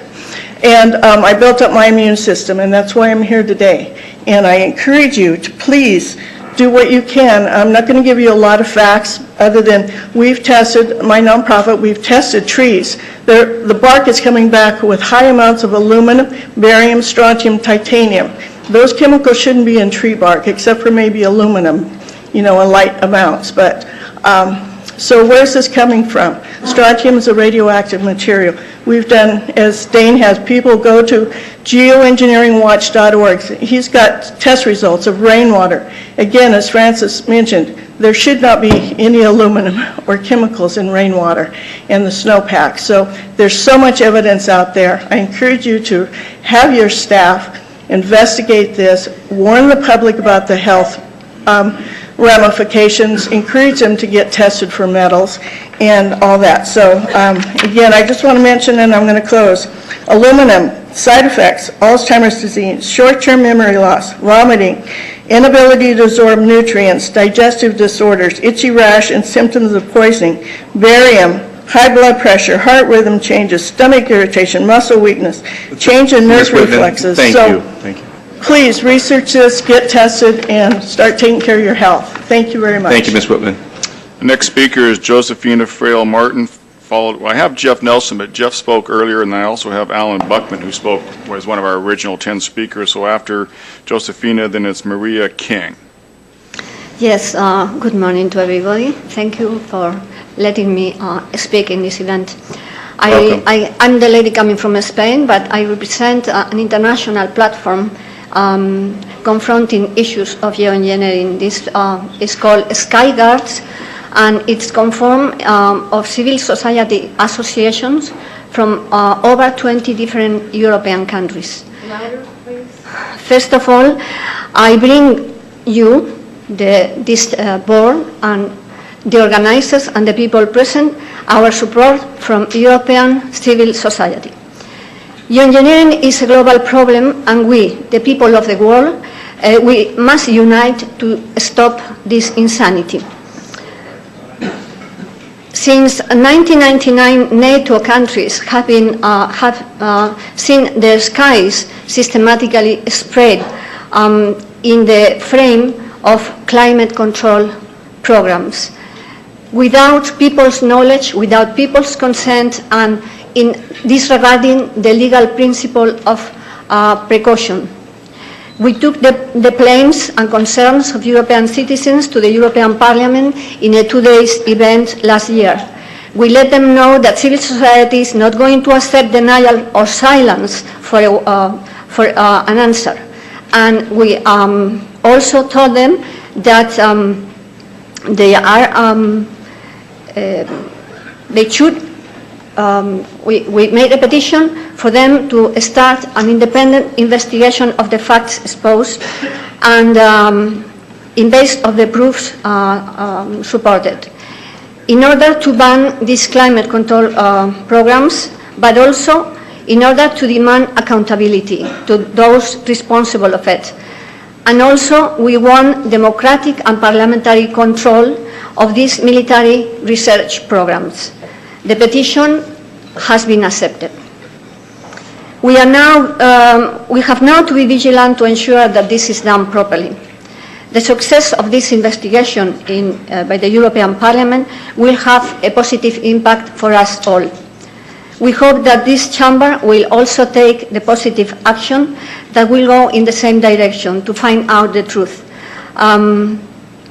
Because you are responsible to defend the common good.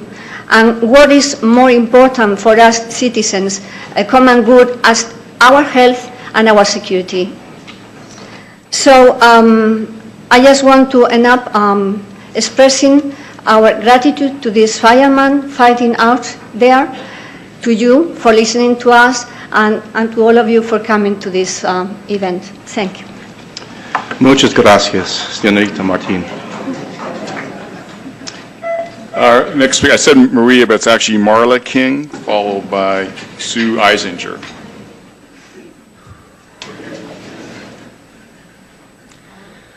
Thank you so much for the opportunity. My name is Marla King, and I was here in 2012, and you heard my story about coming here, wanting to raise my daughter on the land, and we sold our produce at farmer's market, but soon we noticed, this is since 2001 and following, we weren't able to do that. But today, I had to ask myself, if I was living in Germany and Auschwitz was in my neighborhood and I smelled what was going on, if it's happening to them, it's happening to me. And so I felt in this case, it's happening to us, so it's happening. I mean, I just feel responsible to voice my concern, and I believe that you care, and I believe that you're in a position of trust today for this very reason, that you can make the awareness higher that you can put an article in Reading Searchlight and acknowledge the facts. So I just thank you so much for the opportunity to speak today. Thank you, Ms. King. Sue Eisinger, followed by Kathy Kresser.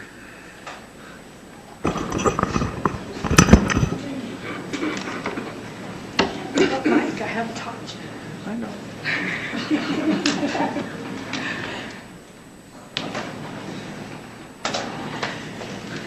Hello, Board of Supervisors. My name is Sue Eisinger, Dr. Susan Eisinger. I am a natural healing professional. So that mic will pick you up really clearly. Okay, Thank is that you. better? Thank you. Okay, from Corning, and I have observed chemtrails for 15 years. Almost every day I go out and I look. I take pictures. I study it. I have taken tremendous amounts of study on the geoengineering chemtrails problem. Everything you've heard today about the scientific statistics or whatever was presented today is absolutely true. We've taken testing actual samples from the air. These have come out to be very high in aluminum oxide and barium. Aluminum and barium are very toxic. They are actually cancer-causing. As a doctor, I can tell you this. This is a cancer-causing chemical that's being sprayed on the people at 15,000 feet.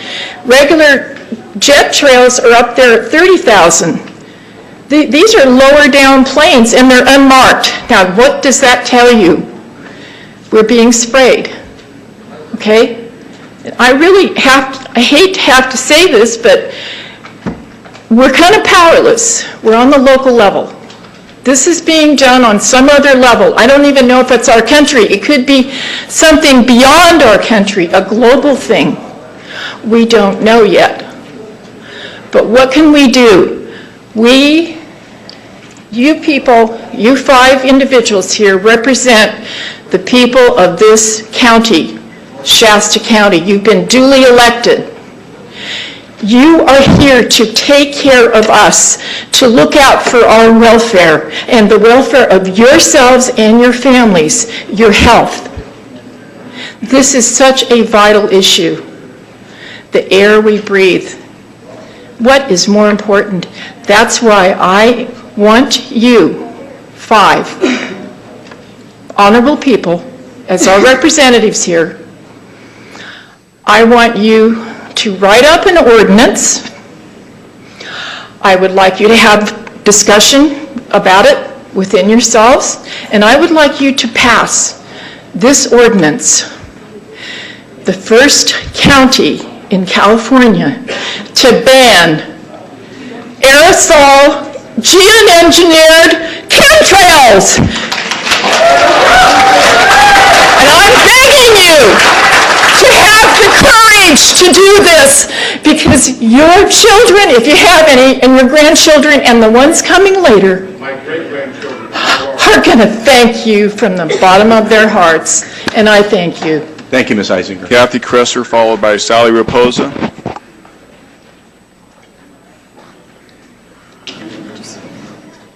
Photographs of what my house looks like almost every day. Good afternoon, Board. Kathy Kresser. Welcome. Co-owner of Pure Intent Organifarm and mother of 2 awesome kids. Thank you again for seeing us today and having the patience and the wherewithal to listen to all of our keynote speakers and experts. My speech was designed to be earlier to give the audience a brief history of why this item was called on the agenda today. A group of citizens met with Air Pollution Control Board back in May and in June to discuss the geoengineering going on in our skies over Shasta County.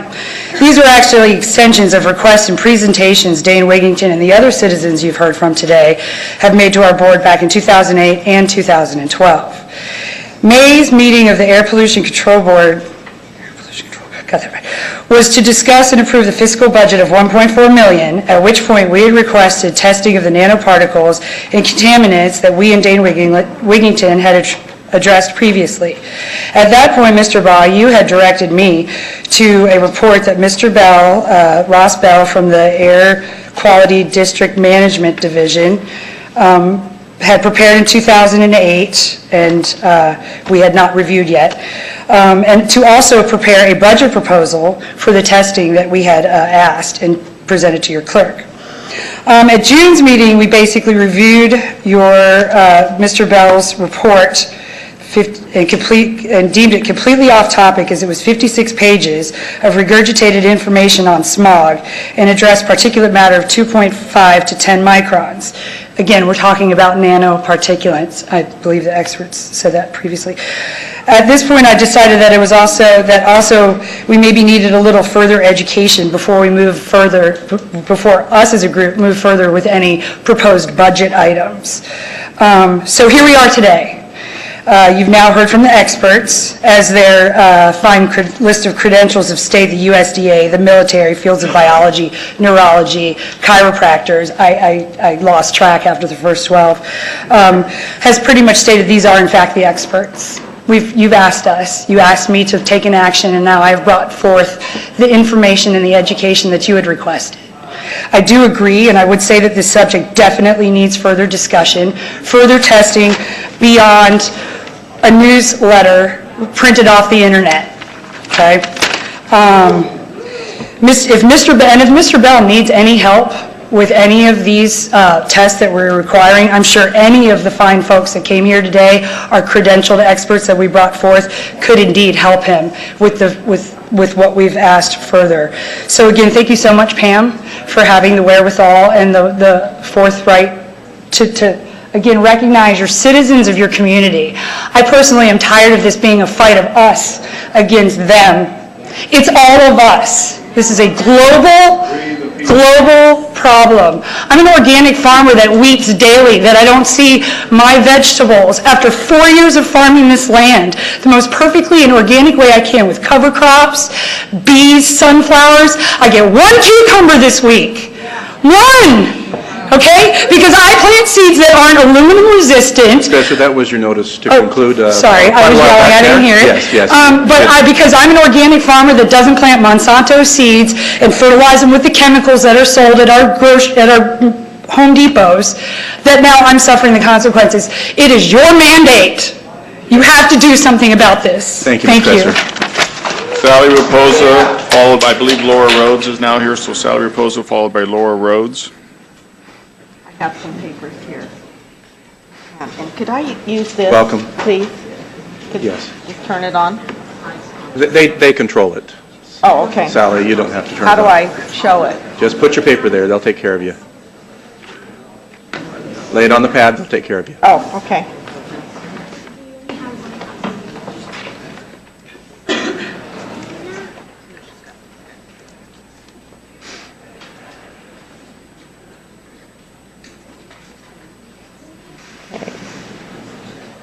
So moving that over, it actually hides it. Yeah, If you could leave it where it was. Thank you. Okay, that's what I wanted anyway. That's good. Okay, as you can see on this map, this is a recent map. Most of the golden state is now the brown state. It is parched, baked, and dried, far beyond any historical precedent. Much of California went through all of 2013 with no significant rain, and 2014 is even worse. Reservoirs are nearly empty, streams are drying up, and forests are dying. Catastrophic fires will continue to decimate California due to an ongoing man-made drought. Why is this happening? Geoengineering reduces rainfall. These are pictures that I have taken just around Redding here. It's not very clear. I have hundreds of pictures like this in my phone. The trails you see in the sky are not cloud seeding, as some mistakenly believe. Jet-sprayed aerosols used to manipulate the weather are desiccants. Like what is used in talcum powder, they absorb the moisture. So the storms that normally would drop their moisture on us flow to the east, where parts of the Midwest have experienced flooding, above average snowfall, and record cold. There is also the growing effort by the government to take control of water rights in California and other regions in the West. The climate engineers literally have California by the throat, and it does not appear they're going to go anytime soon.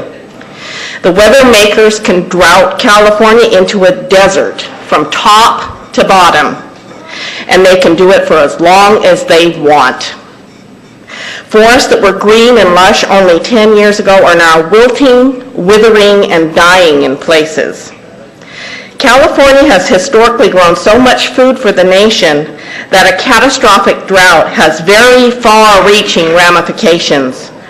A population that has no water and cannot grow food does not tend to be in a position to effectively protest the crimes of its government. Control the food supply and you control a population. What better way to get people off their land than by drought and by fire? If you can control the weather, you can control the people. People who cannot provide for themselves must depend on their government. Many are beginning to finally look up and wake up to the fact that something profound is happening in our sky. Some are now finally making the decision to get involved with the fight and raise awareness of these programs.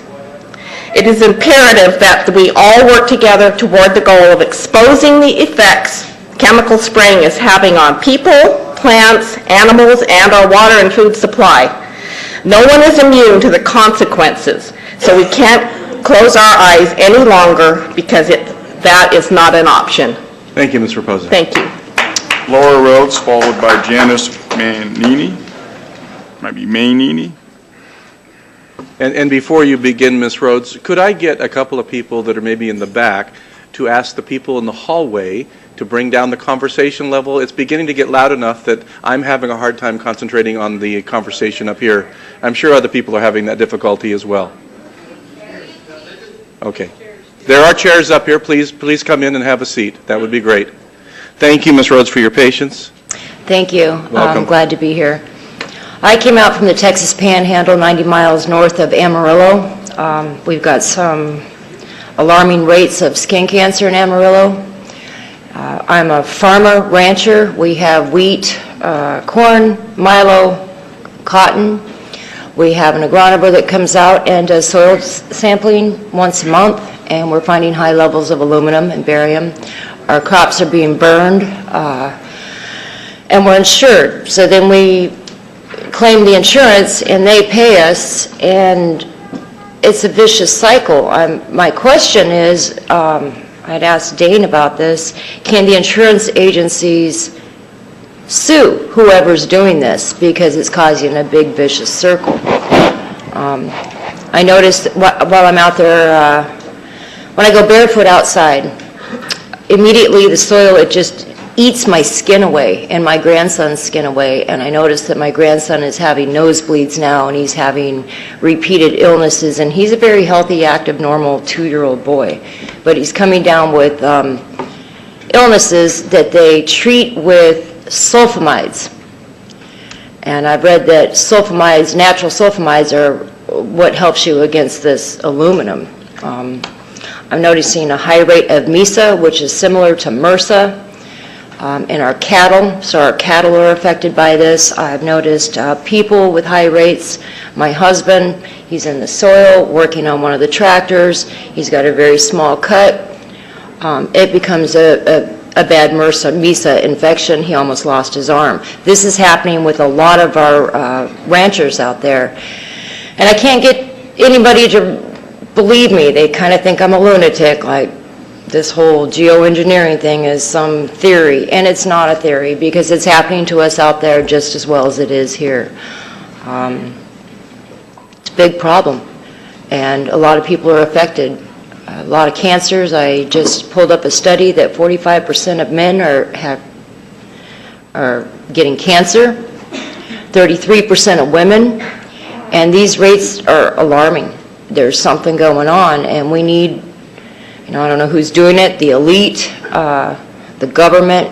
I'm not sure, but something needs to be addressed, and we need to save our planet. This is happening all over the world, and please listen to the people, and maybe this is the grassroots right here in Shasta County that can get this ball rolling. So thank you, everybody, for listening to me, and that I'm not really crazy. Thank you, Ms. Rhodes. Janice Nannini, followed by Mary Slutz.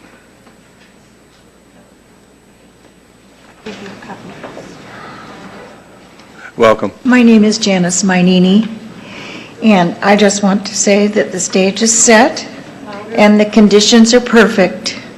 The bully fire that's already scorched, according to the fire guys this morning, 6,000 acres plus, is only the first one this summer.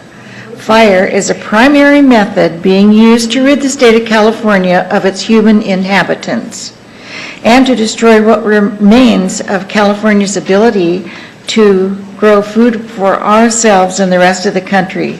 It's been very well documented that the current drought plaguing California has been engineered by spraying hundreds of tons of nano aluminum into the atmosphere, coupled with the use of atmospheric ionic heaters known as HAARP to create high pressure zones over the state while migrating the moisture that would normally fall in our state to other areas east of California.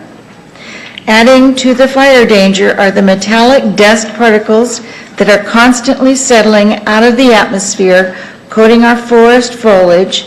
These microscopic particles are incendiaries, pushing the potential for catastrophic fires even higher. Why would they spray our state with highly incendiary substances like aluminum? It's perfect for creating hotter fires that burn out of control for a much longer period. Combined with the huge fuel loads that exist due to the restrictions on our logging industry, clearing and cleaning out the debris left from other wildfires, they don't allow us to do that either. These conditions can create the perfect storm. This is also a major factor in the decline and demise of forest around the globe. Sick and dying trees, drought, a flammable coating, and not only do the fires burn, but they burn hotter than ever, sterilizing the soil and rendering it infertile for decades. Is it just a coincidence that these programs are being deployed in an effort to deprive California of water, while at the same time Agenda 21 states that it's the goal to rewild America? It is not a question of if, but when our wildfires happen. What better way to get rid of the people out of the forest and into the cities by fire? And just one other thing I'd like to say. If you saw the news this morning about that Arctic vortex that has come down in the middle of our country, it's never happened before, with temperatures dropping to 10 below zero, 5 below zero, and all of the out of control flooding that's going on in the east. That's not all by accident. Thank you, Ms. Bonini. You're welcome. Mary Slutz, followed by Nancy Shaw. Good morning. My name is Mary Slutz. I'm a resident of Reading. I've been here 26 years. Welcome. Thank you. To the board, I'd like to address one thing. It's a very small portion of what's being presented, and I'm going to be followed by a couple people from the medical field. But geoengineering with health effects. What follows is a fairly exhaustive list of symptoms associated with chemtrail spraying. Each symptom has been identified by various individuals who have clocked their occurrence with the onset of the chemical spraying being laid down over their homes and their businesses. This list has been organized in a descending order with the most commonly experienced symptoms at the top. Each of these symptoms is frequently occurring in the areas around the world where chemical spraying is now a fact. At the very top of the list is headaches. At the very bottom of the list is anger, rage, and frustration. I will quickly go through the list. My time is just a few seconds here. Disorientation, difficulty paying attention. Sinusitis, skin discomfort, irritation, joint pain. Asthmatic breathing difficulties, dizziness and insomnia, lack of sleep. Memory loss, eye problems, eyes are blurred or fuzzy vision. Nausea, liver problems, gallbladder dysfunction. Tetanitis, neck back pain, scratchy throat. Scratchy throat is noticed when you're trying to talk and you keep clearing your throat. Allergy symptoms or hay fever occurring out of season, not when there's any pollen. Flu-like symptoms, susceptibility to colds, easily catching colds over a short period of time, one cold after another. A general weakness, anxiety, depression, coughing without due cause, sneezing, and shortness of breath. Vertigo while standing and walking, which the doctors blame on your medication. And the last one is anger, rage, and frustration. I thank you for listening to us today. Thank you, Ms. Sleuth. Nancy Shaw, followed by Cara Kruger. Hi, before I say too much, I'd like to thank you for listening, and I'd just like to dedicate my little spiel here to Alan Alexander in San Luis Obispo area, who just died 4 weeks ago from melanoma and left my good friend, his wife, and their 3 children. He's pretty young, and he served in the National Guard and went to Iraq several times. So my name is Nancy Shaw, and how did I get here? I'm supposed to be in Zion, Utah. I have my 2 teenagers with me. We were going to take a road trip out that way from San Luis Obispo. But then I knew this was happening, and it just kept calling to me to come here. I've been watching these chemtrails and reading the studies for many, many years, and so this is that important to me that my girls are waiting in the hotel for me. They're teenagers, one's 18. So, but anyway, so I'm a registered nurse. I've been one since 1985. I've worked at quite a few hospitals. I have seen a huge change in not only my friends, neighbors, personal health, but nurses, co-workers. I have 5 nurse friends right now who all have cancer. I lost my beautiful 9-year-old niece 13 years ago, last week, to leukemia. They did live near a Monsanto plant for some time. So many people have health problems. The nurses that I know are complaining of being forgetful. I know I'm more forgetful than I used to be. I have a very high IQ, but you don't always know it, especially these days. And these nurses are complaining of being forgetful. They have flu, colds, all sorts of problems. Years ago, I started having, I had 3 months where every month I had a fever for a week. And this was after extremely heavy spraying. I was out with my dog. I was out a lot hiking. I had a break. It was the shift I was working.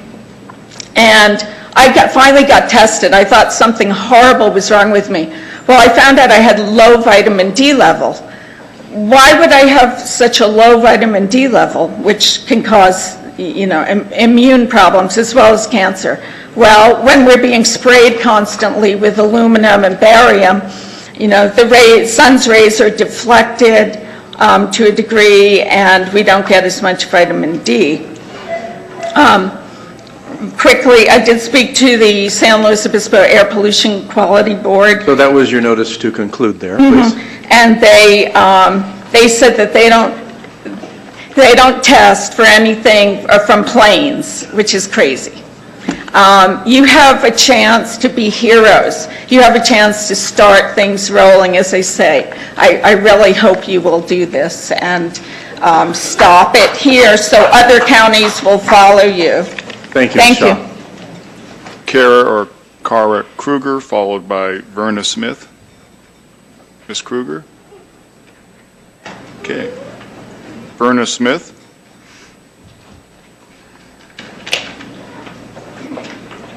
And before you start, Ms. Kruger, just as a notice, I'm sorry, Kruger is not coming up? I'm Verna. Okay, so before you start, Ms. Smith, we'll hold the clock for a second. Speak to the rest of the board. We have gone for 3 hours. We haven't had a hygiene or a health break. I have a request for one, and I believe that we're going to go ahead and after this speaker, Ms. Smith, we'll go ahead and take a 30-minute break and come back. There are at least another hour, just to notify you, of folks that have requested to speak today, so we will continue to conclude and be able to take the time with clear faculties and be able to pay attention to every speaker. So, Ms. Smith, if you would go ahead, and then we're going to take a recess. I thank you. Thank you. Please, in your squirming to need to go, I would really want your attention. I have 3 minutes to say something. I've heard everything that's been Would you please address the board? I'm sorry. Thank you. I've heard every word from these people. I thank each of you. I thank each of you. I sent you letters in advance thanking you for your time, appealing to you to listen, and then to do something. All of the things that have been spoken about can be answered with H.R. 2977.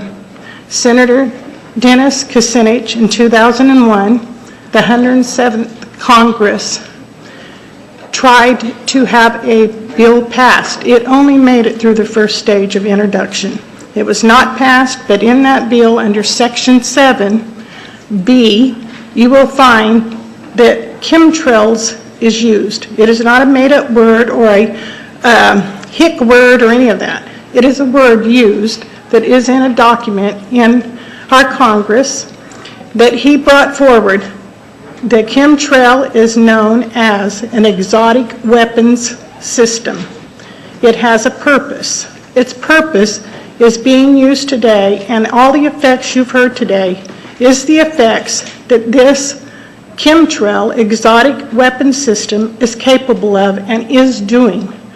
It is built with the design to, and you can look this all up, all of you, I beg you to, the design of that was made to destroy and to damage, to destroy the upper atmosphere, to damage and destroy the ionosphere, the climate, the weather. It is destroying all of us. And so I don't care. You know, I've heard a lot of people with letters behind their name, and I have the greatest respect. I have respect for all of you out there. My letters are AKA Grandma. Grandma. They're the most precious words to my ears. I have 10 grandchildren. All of them have asthma. All of them. I talked to a lung specialist, my lung specialist. I do not smoke, any of that. He said, Verna, I do not know why. It's epidemic, though. You can now get an inhaler sold over the counter, and it's the cool thing at school. I hear from my grandson, oh, Grandma, you can get them all sorts of colors. This is ridiculous. It is sad. I've seen my grandson go into the hospital 5 times in 1 year with asthma attacks. My daughter is a well-trained registered nurse, and she's saying, Mama, I don't know what to do. And I have tried to share with my own children. But see, I don't have the letters other than AKA Mama and Grandma. But they love me and they value me. It is what we are called to do. Servitude is the greatest calling there can be. You're paid to serve. We are to serve one another out of mutual respect, mutual concern, and mutual genuine love. Bottom line, treating your neighbor as you want to be treated goes beyond a credential, goes beyond if you're a doctor, a biologist, or whatever. You are a human being that requires the very same things this Grandma does. Thank you, I Ms. want Smith. to be around for my grandchildren. I appeal to you, please, do not let this fall on deaf ears. If you do in your job profession, I can guarantee you won't when it comes home to your family and to you. Thank because you, you Ms. won't Smith. be able to do your And we job. would also say that Grandma is a great designation. Yes, I agree. Wouldn't trade it for anything. Thank you. So before we take a 30-minute break, I'm going to ask Supervisor Modi to read the next 2 names that we'll be hearing at the conclusion of that break when we return, so that you'll know you're first up. Katrina Knoll and Kimberly Steele. Very good. So, Ms. Knoll and Ms. Steele, you'll be the first two up after our break. Thank you. We are at recess. Well, welcome, ladies and gentlemen. Thank you again for your patience. And I would note that our 30 minutes extended about an additional 9 minutes. Our apologies for not getting down here as rapidly. At the beginning of the recess, I had noted that we had two speakers that we'd hope would be back in the room. So, Supervisor Modi, if you would continue our process, please. Thank you, Chair. Katrina Knoll, followed by Kimberly Steele. Hi, thank you. Welcome. Hi. My contribution today is to this issue to speak about a cleverly written law that has enabled consistent aerosol spraying to continue without being contested in court and in fact provides a legal protection for those doing the spraying. Public Law 105-85, Section 1078 states, restrictions on the use of human subjects for testing of chemical or biological agents. The Secretary of Defense may not conduct directly or by contract, 1, any test or experiment involving the use of a chemical agent or biological agent on a civilian population, or 2, any other testing of a chemical agent or biological agent on human subjects. C, informed consent required. The Secretary of Defense may conduct a test or experiment described in subsection B only if informed consent to the testing was obtained from each human subject in advance from the testing on that subject. D, prior notice to Congress. Not later than 30 days after the final date of approval within the Department of Defense of plans for an experiment or study to be conducted by the Department of Defense, whether directly or under contract, involving the use of human subjects for testing of a chemical agent or biological agent. The Secretary of Defense shall submit to the Committee in Armed Services of the Senate and Committee of National Security of the House of Representatives a report setting forth a full accounting of those plans, and the experiment or study may then be conducted only after the end of the 30-day period beginning on the date such report is received by those committees.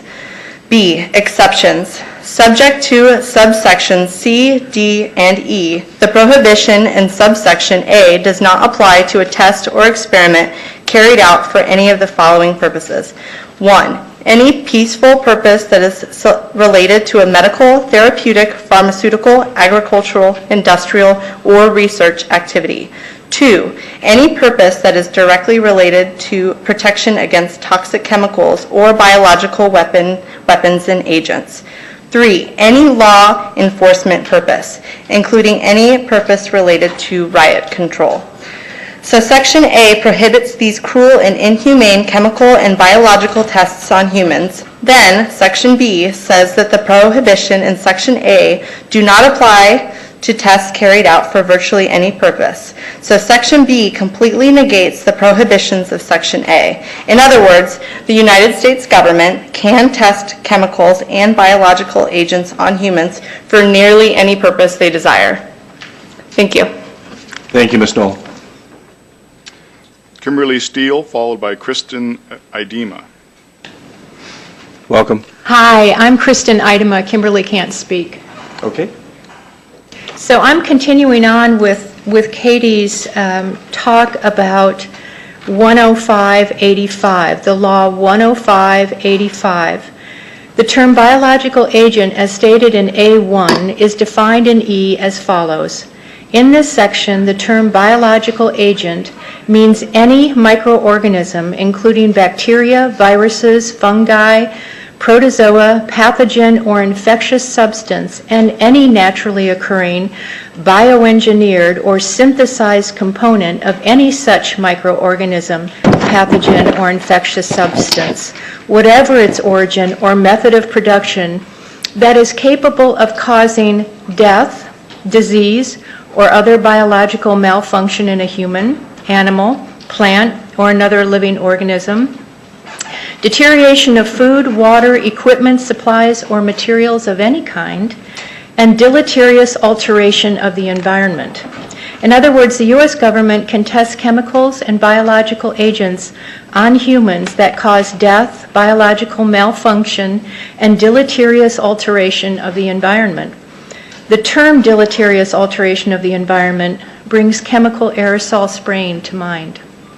Some argue that none of this activity can be conducted without informed consent, as stated in Section C, which Katie previously quoted. Again, this section reads, "The Secretary of Defense may conduct a test or experiment described in subsection B only if informed consent to the testing was obtained from each human subject in advance of the testing on that subject." Although Section C seems to provide some protection for us, and that it requires us to be notified in advance if this testing is to take place, in reality, it does not provide any protection at all. Why not? Because you've already been informed in advance and you've already given your consent.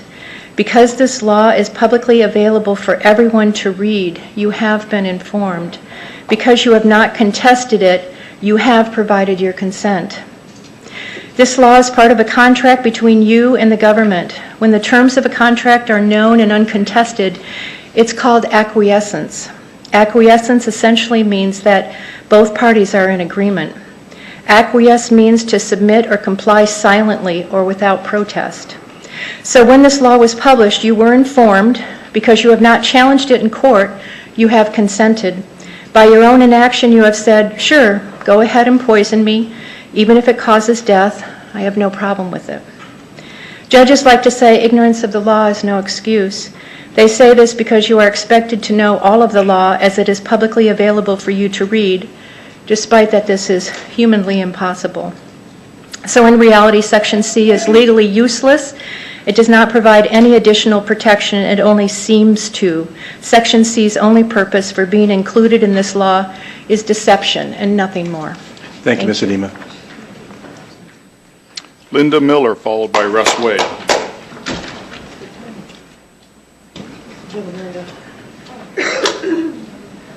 Ms. Miller here? She's here, she's coming. She's trying to get out. Oh, very good. I've heard that when you lose your mind, you won't miss it much. Welcome. Thank you. Mr. Chairman, distinguished board, my name is Linda Miller. And for the record, I do not acquiesce.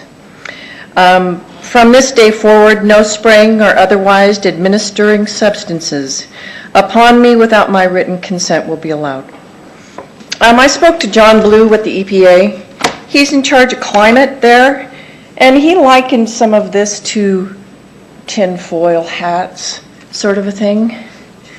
I assured him, I'm not crazy, and I'm not stupid.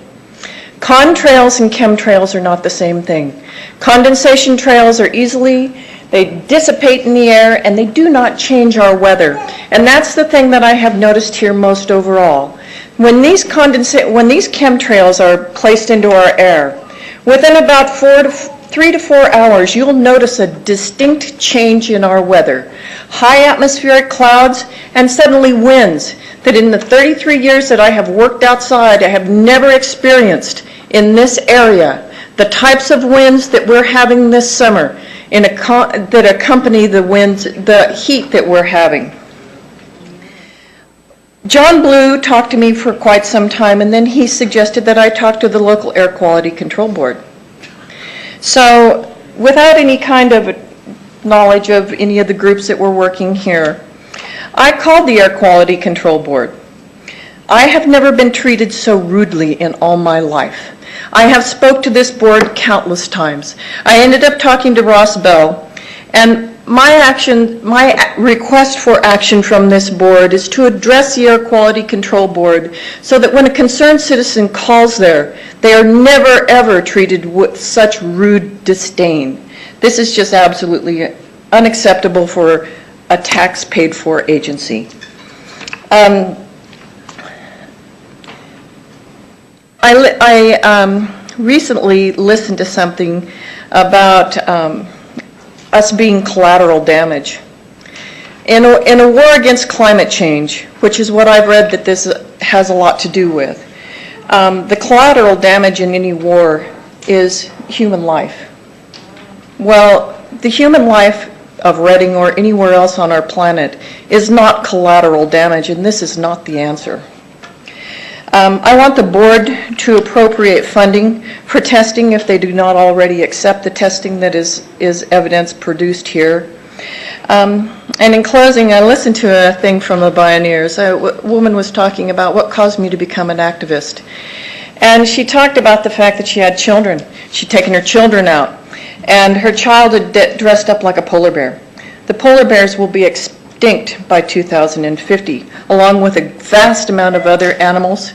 And in closing, one of the things that caused her to be an activist is she heard about a woman who, after the Bay of Pigs incident and the possibility of nuclear proliferation, she pulled her class to see whether or not the kids believed that nuclear war was inevitable. All but one child raised their hand. And the response from this one child when she talked to the kids was, she didn't believe that we would destroy our planet with nuclear war because her parents were activists and they wouldn't let that happen. It is our job to protect our children, and that's why we're here today. Thank you, Ms. Miller. Thank you. Russ Wade, followed by Bert Stead.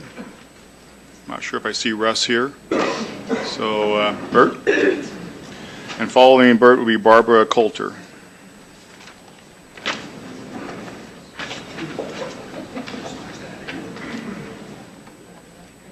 Good afternoon, ladies and gentlemen. Welcome. I'm no stranger to your podium. Today I talk to you about the fact that, well, you've heard it so much today already, particulate matter matters. For the last decade and a half at least, citizens from around the country have been subjected to dangerous and extremely poisonous brew containing such things as barium, nano-aluminum-coated fiberglass known as chaff, which you've seen a sample of today. It falls in the east as snow, but it doesn't melt.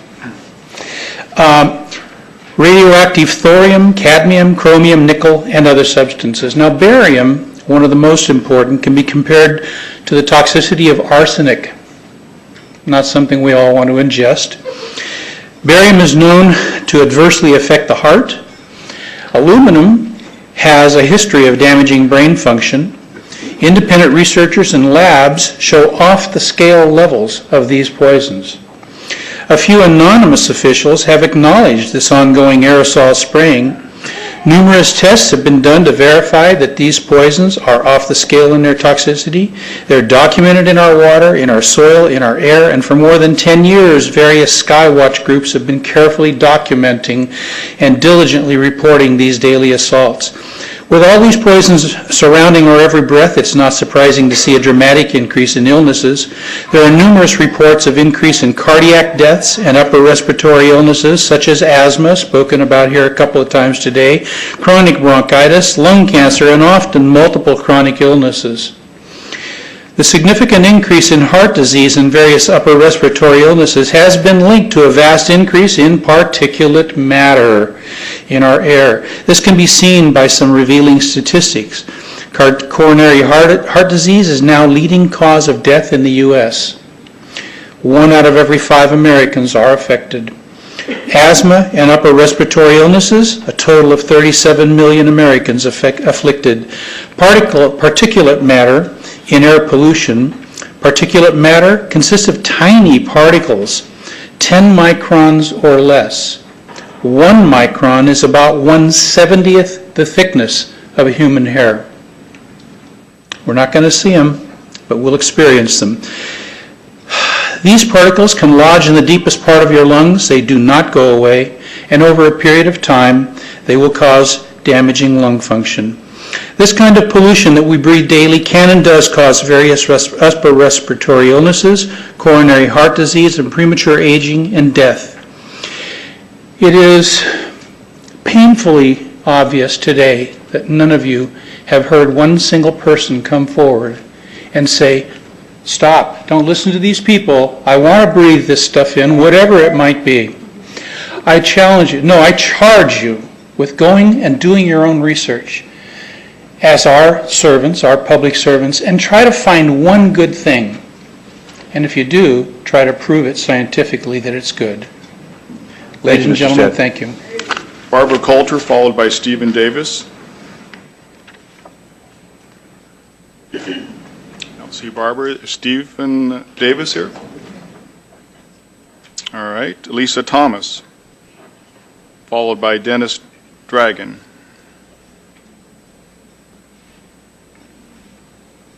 Hi. Thank you Welcome. so much.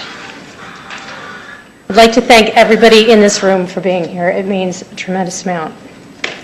My family moved to the Sierra Nevada foothills in California 8 years ago. We live in Nevada County, but I'm here because I'm asking you to be a voice for people everywhere. For 6 years, my mother and I marveled at the cloudless summer blue sky here in California. I hardly ever saw a jet plane anywhere near our house. On April 11th of 2013, that changed.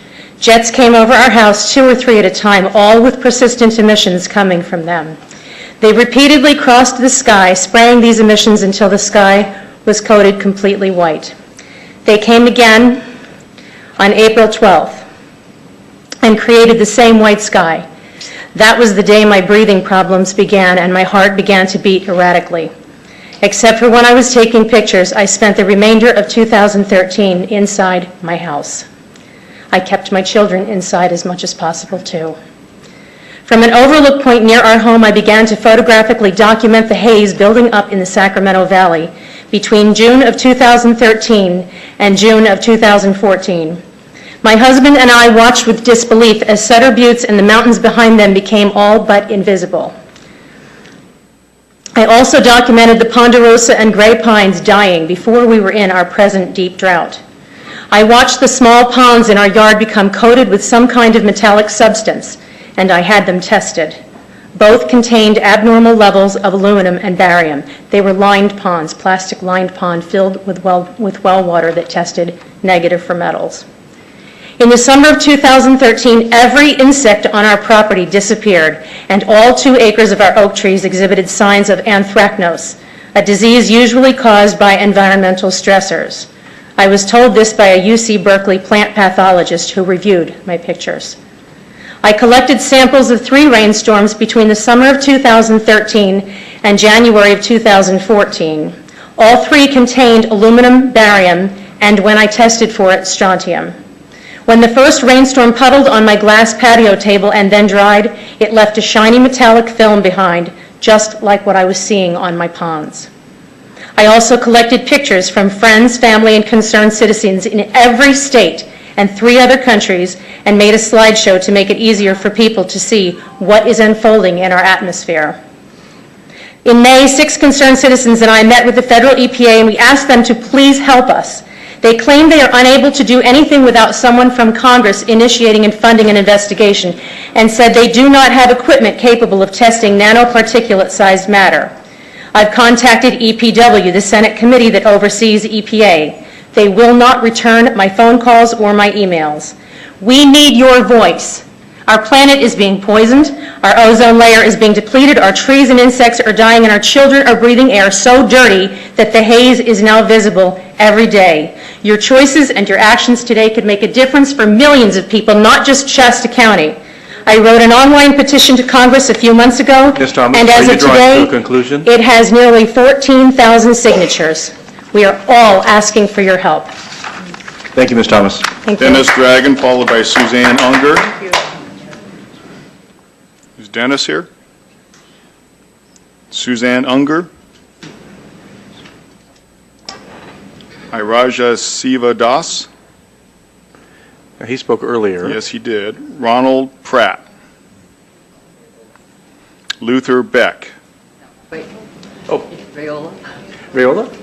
Oh. Well, Rayola. How are you? Well, thank you. Supervisors and Chairman Baugh, thank you for this opportunity to come and talk to you, not totally about all the science that we have heard, but a little bit more. Make sure we know who we're addressing. Could you Rayola state your name? Pratt. Thank you. Thank you. Sorry. Thank you. I wanted to talk to you a little bit more about the relationship, I guess, of boards and the constituents, and the value of the people, the intelligence, and the power of us as boards and constituents. I'm going clear back to late 60s when we started having drug problems with our children. The county school boards put together a great big rush to have sports in the county schools. They put little leagues together. The high schools didn't do it, and so the girls didn't have an opportunity to play any of those sports. Of course, we had a big push by all those great guys who were athletes and former jocks, athletes, and they had worked their life to make this these sports pavilions and these great teams, and they put this together. They had worked. They could not see their way clear to give all of this funding to girls. Well, they ended up. Well, what we did is we realized that they were having a really hard time, that they had done all this. Well, what we had to do was to let them know and explain to them to the point that they could see their way to provide for girls' sports. Well, that's something like what we're having to do here with all of this. The boards and the people have to work together.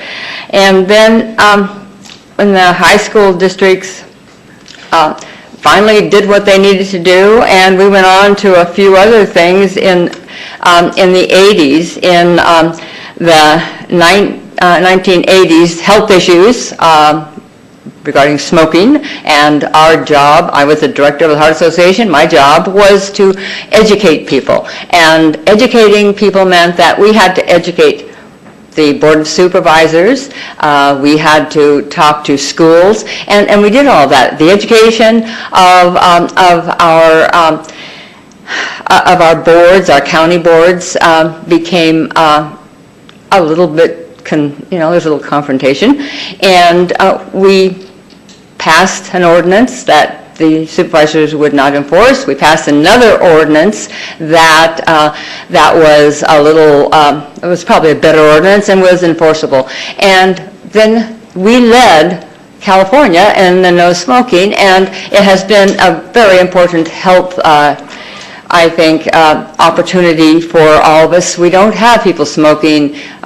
On my board, I had a cardiologist. That was your notification to draw to a conclusion. Okay, my conclusion is that we are, I think that we have to all value each other, realize that we're intelligent, and we're powerful people, that if we work together, we can do this. Thank you. Thank you, Ms. Pratt. Thank you.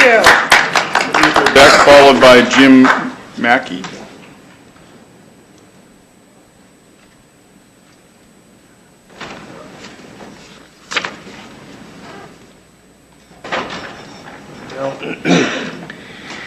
My name is Luther Beck. I'm a husband and a father of 8 children and have 3 grandchildren. What I wanted to talk about was UV radiation. Extreme UV radiation levels that were already occurring around the world due to the ongoing climate engineering support our reports based on actual metering with state-of-the-art meters. A team of researchers in the United States and Germany has measured the highest level of ultraviolet radiation ever recorded on the Earth's surface. Now, finally, confirmation has come from a peer-reviewed report. The report reveals record levels of solar ultraviolet light measured in South America. And here's a quote from the report. A UV index of 11 is considered extreme and has reached up to 26 in nearby locations in recent years, notes Cabral, the researcher. But we measured an index of 43. If you're at a beach in the U.S., you might experience an index of 8 or 9 during the summer, intense enough to warrant protection. You simply do not want to be outside when the index reaches 30 or 40. End quote. High UVB exposure negatively affects the entire biosphere, not just humans. It damages DNA, affects photosynthesis, and decreases the viability of eggs and larvae. For these reasons, it's important to keep a close watch on UV flux levels. We are particularly concerned by the potential impact of increased UV radiation on plants and animals simply because they form the basis of our food supply. Significant changes in the health or growth of plants and animals will reduce the amount of available food. Excessive exposure to UN radiation can cause cancers in mammals, such as humans, and damage their eyesight. Experiments on food crops have shown lower yields for several key crops such as rice, soybeans, and sorghum. The plants minimize their exposure to the UV by limiting the surface area of their foliage, which in turn impairs growth. Aquatic wildlife is particularly vulnerable, and it's the first link in the food chain. So goes the plankton, so go we. And there's like a 40% reduction right now in plankton. Thank you. Thank you, Mr. Beck. Jim Mackey or Jim Mackay, perhaps, followed by Debbie McMaster. Okay, is Debbie here then, McMaster? Thank you so much for allowing us to speak. Can I come in? Was he? Maybe not. Okay. No. Okay. I'm a newcomer to all this. Became aware of geoengineering this last February.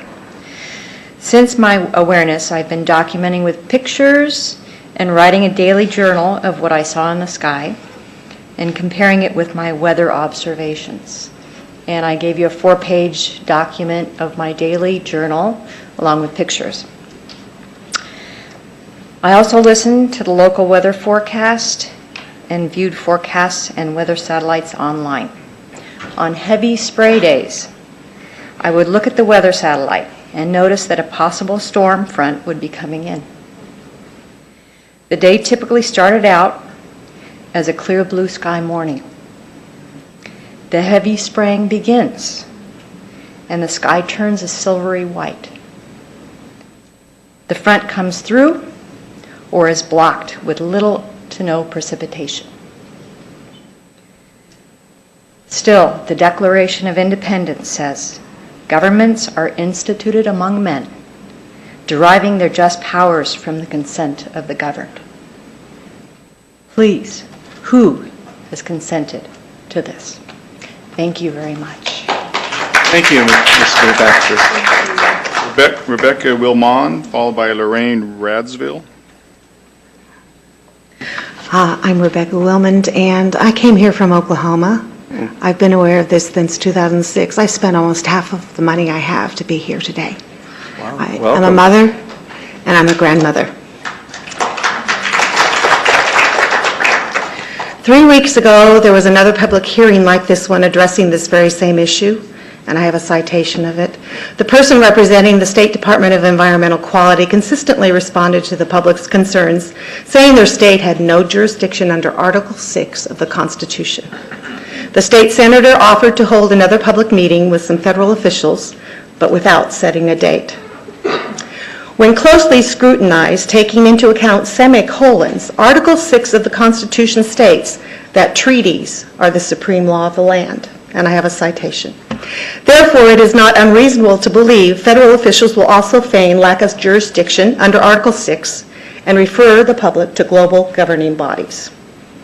I have heard it said half measures avail us nothing, so I ask, will the above response from our government avail us anything, especially when time is of the essence? Please do not feign lack of jurisdiction here in this case, and I heard before we came aboard that there was that earlier, that there was a lack of jurisdiction here. I say this because there are those in this movement who have projected, based on hard evidence, a possible 17-year window before all life ends. I have also heard it said insanity is doing the same thing over, expecting different results. This nation has been here before. We just celebrated the history of it 11 days ago. As a reminder, I will read the celebrated document I'm referring to, paraphrased to fit today's time.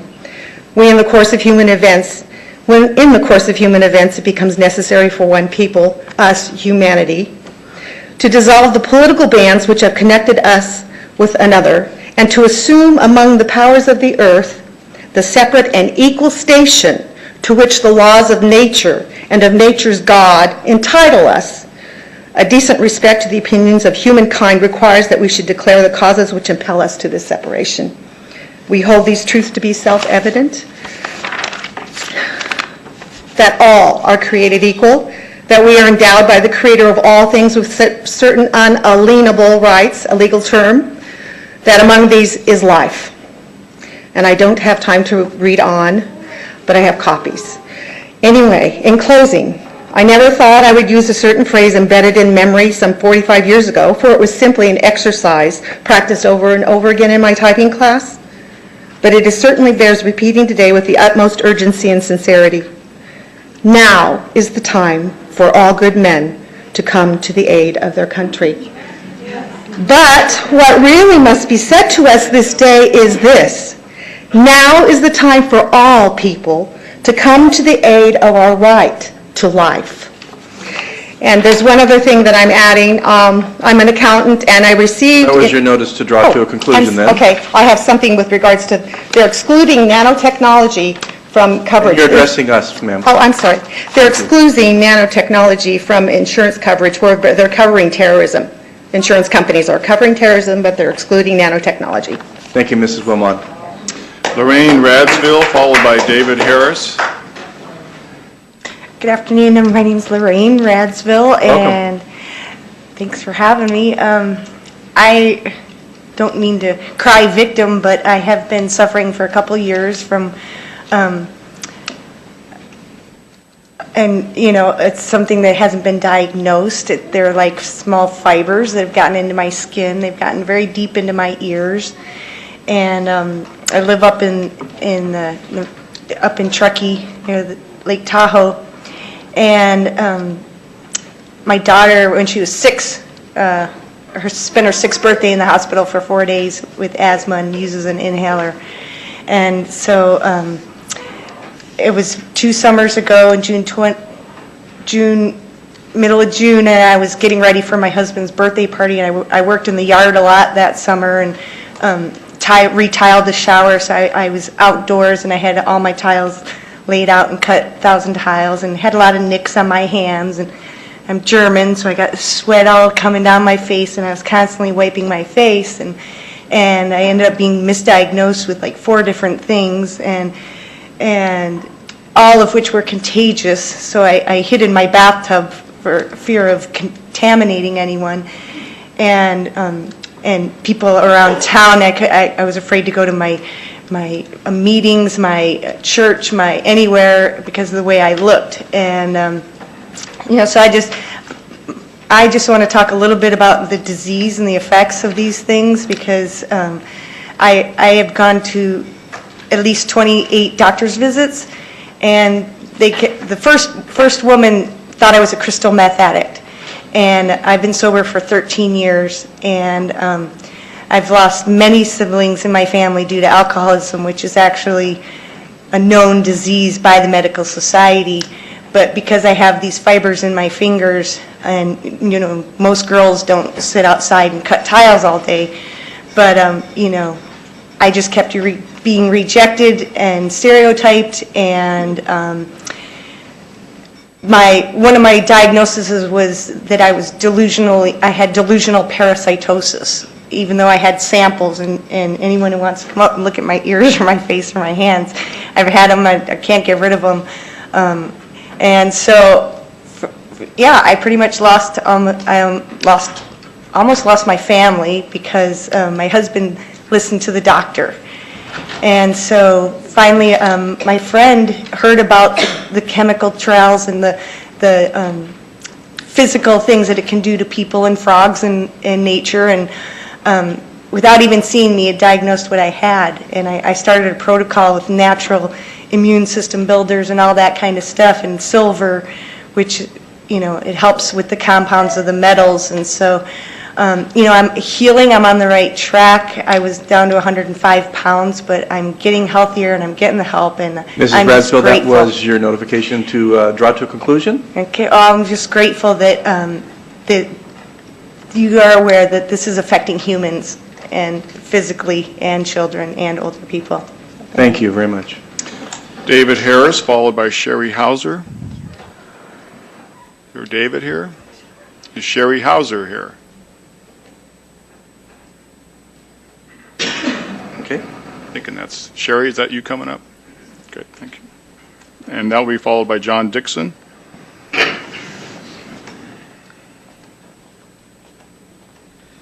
Hi, my name is Shari Hauser. I am just a resident of Shasta County. My family moved here in 1963.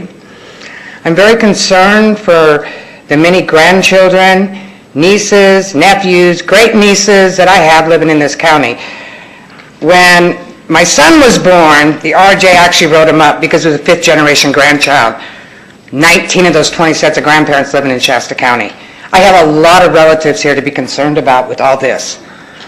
Okay? And it's making people sick. We are a very large senior, we have a very large senior citizens base in this town. They're the ones that are going to be getting dementia, Alzheimer's. I call myself the canary in the coal mine because I have been fighting kidney disease for quite a while, so I have a tendency that things hit me a little quicker. This last good rain, I almost died. My kidneys shut down. Okay, and I only have one left. That's what's happening to me, but guess what? The canary is just a symptom of what's going to happen to everybody. I might be weaker, but this will happen to you. It's going to happen to your children. It's going to happen to your grandchildren if we don't do something about this really, really fast.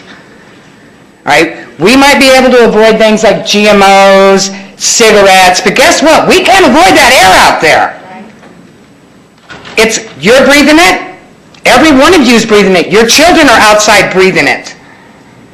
It can be affecting whether or not your family line goes anywhere past them. It might end right there. They might be the last ones to survive.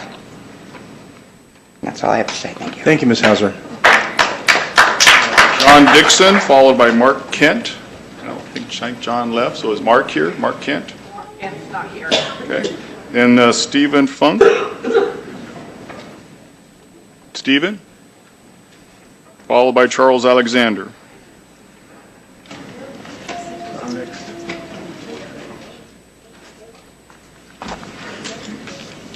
I'm Steve Funk. I'm a forester, retired from the Forest Service. Welcome. Grandfather, organic gardener. I've done some research on this subject, including some independent experiments, which I'll talk about if time allows. I'm really here to support the 95% who do not buy into this conspiracy theory. Contrails. Persistent contrails have been around as long as aircraft could fly high enough to create them. It consists of water vapor frozen into microscopic water droplets, generally at relative humidities near saturation and colder than -40. This has been documented in many meteorology and cloud study books over the past 70 years. I'll quote from just one, the Peterson Guide to the Atmosphere. Contrails are a commonly observed feature of the sky. Sometimes they are ephemeral and dissipate as quickly as they form. Other times they persist and grow wide enough to cover a substantial portion of the sky with a sheet of cirrostratus. Sometimes they develop a series of pendules from which streamers of precipitation are observed to fall. This book was published in 1981. If people don't remember seeing persistent contrails, well, they just don't remember. Of course, we are seeing more of them now because passenger air traffic has tripled at least since the 1980s. Aluminum in the environment. Aluminum is the third most abundant element in the Earth's crust at 8%. Get a little more in clay soils, less in sandy soils. You will nearly always find aluminum in rain and snow tests because there's always some dust in the air. And rain is fairly effective in washing the dust out of the air. Now here's a test from 1967 from the Canadian Journal of Earth Sciences. It shows 800 parts per billion of aluminum in rain and 460 parts in snow. Does anyone think they were geoengineering in 1967?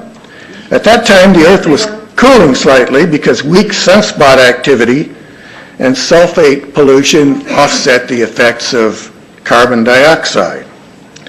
Now, metallic aluminum is nearly non-existent in nature. You generally get aluminum silicate or aluminum oxide. But the testing process works by breaking down the molecular bonds. So when you get that lab slip back, you don't know what form of aluminum you had. Now, some people claim their tests show elemental metallic aluminum, but that just isn't true, at least not with the tests that are So that's your notification to draw to a conclusion, Mr. Does for $22. Okay, well, I hope you'll have time to read my handout because I got through less than 20% of it. I hope you give this issue the attention it deserves and no more. So, thank you, Mr. Funk. Charles Alexander.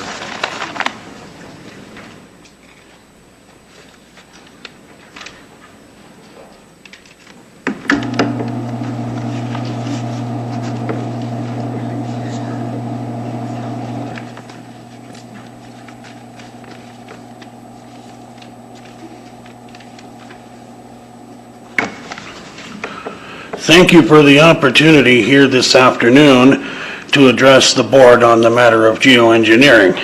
Welcome, and I'll get you to state your name for the record. My name is Charles Alexander. Thank you.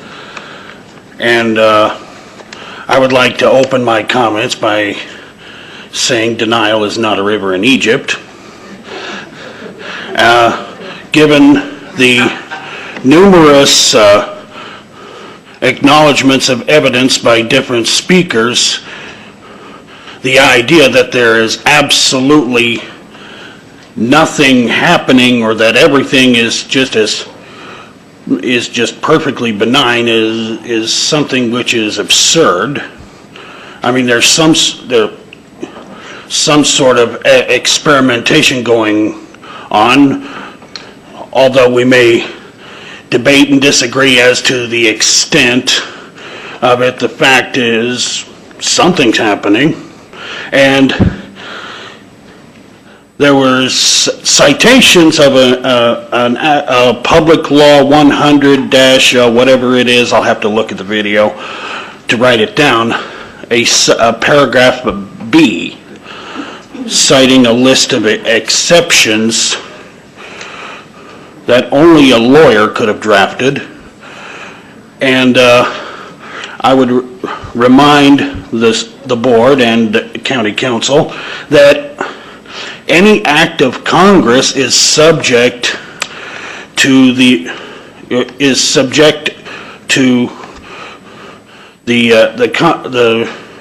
5th and 14th, as well as other amendments of the Constitution.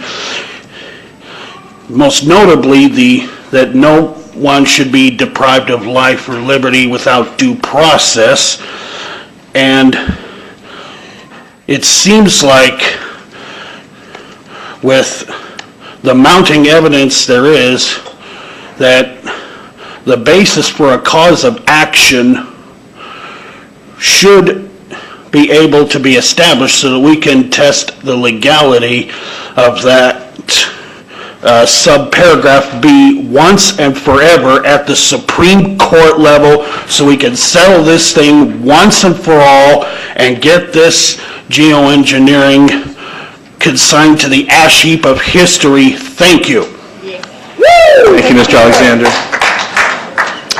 Mr. Chairman, that's all the speakers that I have, and I just want to take just a moment to thank our audience members for being respectful of all the speakers and doing the hand wave, and it helped us move along, so thank you. Thank you. Thank you for helping us.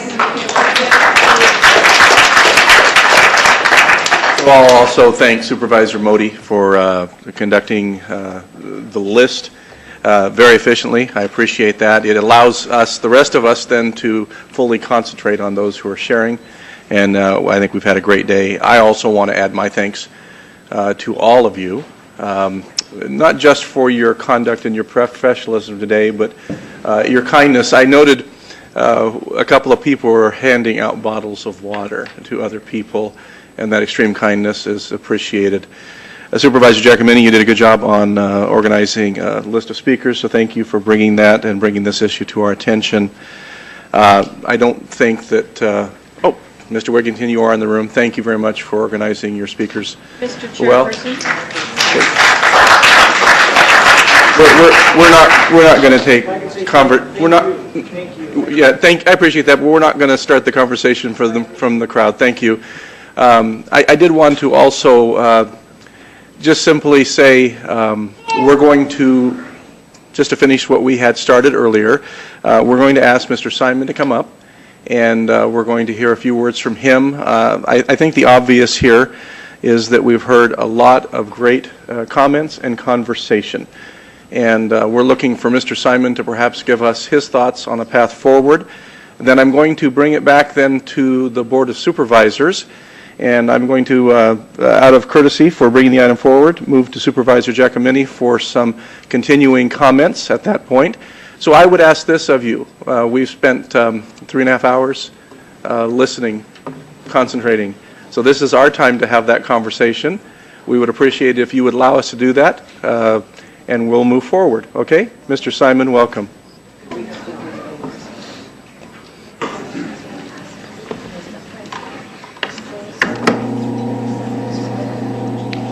Thank you, Mr. Chairman, members of the board, members, ladies and gentlemen of the audience. Thank you for the opportunity to provide a little bit of response. I think that's appropriate. You have, as you indicated, listened attentively to a lot of different perspectives and points of view. I'm going to keep my comments very practical, on the practical side of things, and very brief. I'm not here to refute the information that has been presented to the board. In fact, I respect the opinions that have been expressed and the stories involving empirical observations with regard to what people have seen and experienced with relation to this geoengineering topic. I do not want to marginalize the issue. However, what I would like to do for the board is to put the role of the Shasta County Air Quality Management District into perspective.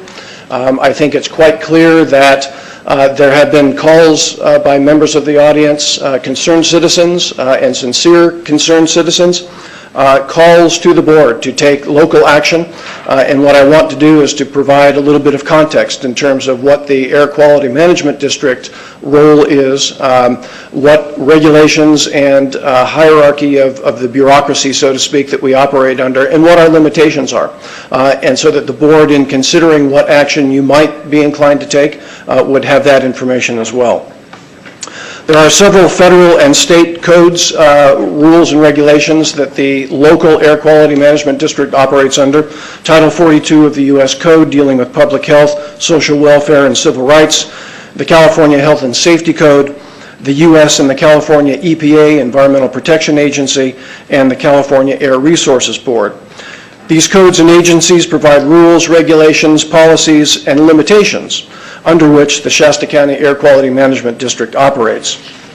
What does the Air Quality Management District do? We regulate stationary sources. Those would be sources that include above-ground fuel storage tanks, asphalt plants, diesel engine generators, spray booths, cleaners, and a myriad of other kinds of brick and mortar, so to speak, sources of air pollution, as well as major commercial and industrial sources.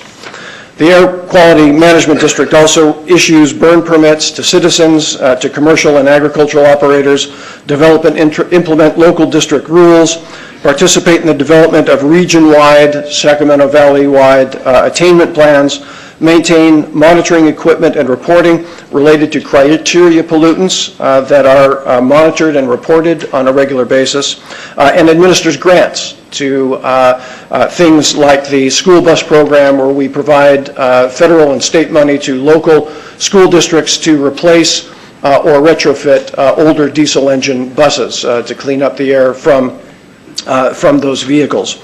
There are a number of other grant programs that are aimed at the same kind of purpose, which is to clean up the air locally by implementing these grant programs. There are several things that the Shasta County Air Quality Management Board or District does not do, and I think those are important to understand too. The Air Quality Management District does not regulate or enforce vehicle emission standards, that is, vehicles that drive on the roads, vehicles that are off the roads, or aircraft. Aircraft emissions are regulated by the U.S. EPA and the Department of Transportation.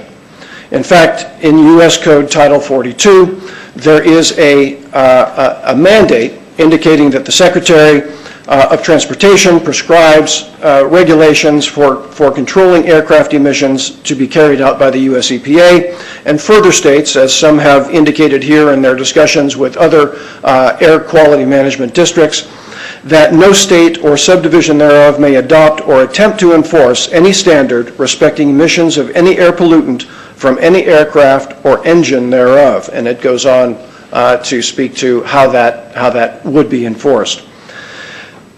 I think it's pretty clear that while the board may share some of the concerns and in fact be inclined to take some kind of action in response to the concerns of the constituents that have spoken here, I think that the ultimate issue goes beyond the Shasta County Air Quality Management District, certainly, and perhaps even beyond the Board of Supervisors. However, I will conclude in a moment with some suggestions as to what the board might want to consider. What have we done locally?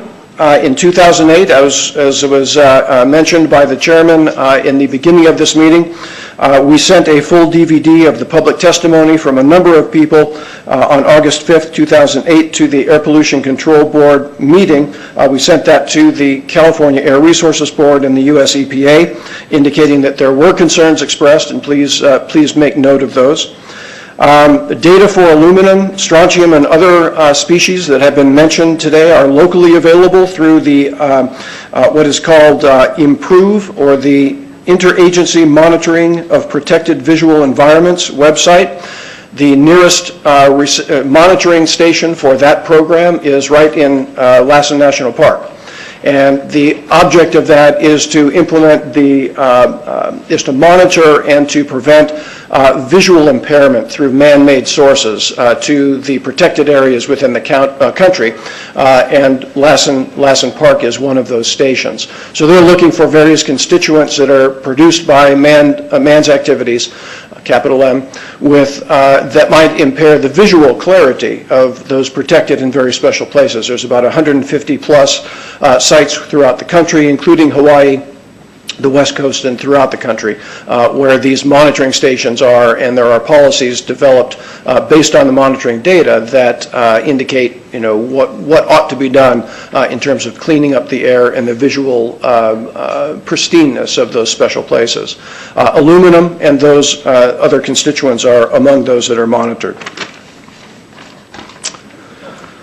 Locally, we have also implemented programs to reduce local diesel emissions, and although we do not regulate or set the standards for diesel vehicles, we are, again, part of that grant program, involved in programs that would reduce the amount of diesel vehicle emissions by either replacing or retrofitting diesel engines through grant programs that are administered locally. Diesel emissions could be another source of the species of chemical constituents that are being talked about by the folks here as well. Let me finally conclude with regard to the context for the Air Quality Management District with the budget. Every year over the past years, and perhaps as many as 5 years, we have relied on reserves to fund the full implementation of the programs that the Air Quality Management District has undertaken and committed to. In the fiscal year 14-15, for instance, we anticipate that we will be using probably in excess of $300,000 of those reserves in order to fulfill the obligations that we have already taken within the Air Quality Management District. I say that, again, to put this in context. Although the total budget for the Air Quality Management Division within my department is about $1.4 million, anticipated in 14-15. We are, $300,000 of that is already over what we have allocated in terms of anticipated revenues. There is no real money, no discretionary money in that budget to introduce new programs, especially ones that do not come with a funding mechanism at either the local, state, or federal level. Let me conclude by saying that We stand ready to respond to the Board of Supervisors and to provide whatever information you believe would be relevant in your deliberations. I would suggest, as we did back in 2008, that we send information to those state and federal agencies that are a little bit closer to the source in terms of where the regulations come from and where the authority to do anything about it comes from, and that would be the Cal EPA, the US EPA, and Cal Air Resources Board, to at least let them know that you, as the Board of Supervisors of Shasta County, are listening to your constituents. To some extent, you share those concerns. You would like some additional information, perhaps, and my department, the air quality staff, would be happy to work with you as the board in drafting some response or some letter to those other agencies, if that is a direction that you are considering going.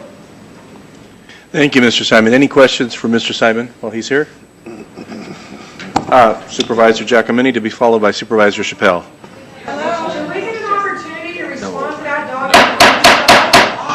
Excuse me? That was lies. Let me repeat myself. We had 3 hours of listening completely filled with respect. This is our time to have the conversation. Whether you agree or disagree, ma'am, would you allow me to continue my conversation? We expect, no, more than expect, we demand you offer the same respect that we gave you. We would like to have the opportunity to address this as a board, and we'd like to get there. That means we want to hear from the people we have asked to address us. That's our responsibility. Now, I would like you to simply allow us to continue this. Can we do that? Yes. Can we do that? We'd appreciate it very much so. Thank you so much. So, Supervisor Giacomini, you wanted to address the board. Yes. Thank you, Chairman Baugh. Well said. Rick, when the letter in 2008 went to those entities, did we ask for a response first, and did we get one?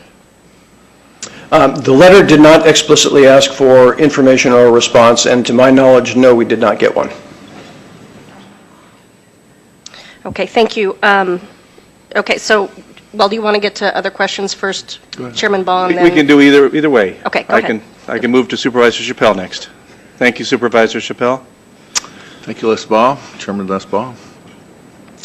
Mr. Simon, I'm just kind of concerned about if we address Supervisor, I'll get you to scoot closer to your microphone so everybody can hear you. Am I better now? There you go. Thank you, sir. Have a bad habit of doing that, I Yes. think. The entities that you said that we could address these issues to, the EPA, the Cal EPA, and the CARB, they will not provide us with the information that we would want that would be correct. Their information is going to be skewed. So if we end up doing something like this, I would like to be able to put our information in those letters and address it in a way that says, these are our findings in Shasta County. Can you please explain to us why we're finding these levels? If we don't find the levels, then we don't need to go forward. But if we find the levels, then we need at least to ask them, because we don't need a boilerplate answer back from these entities. And that's what I've got to say. Thank you. Thank you, Supervisor Chappelle. Supervisor Modi? Yeah, I have a couple of questions. Mr. Simon, you talked about, well, number one, about the reserve level of the budget we have.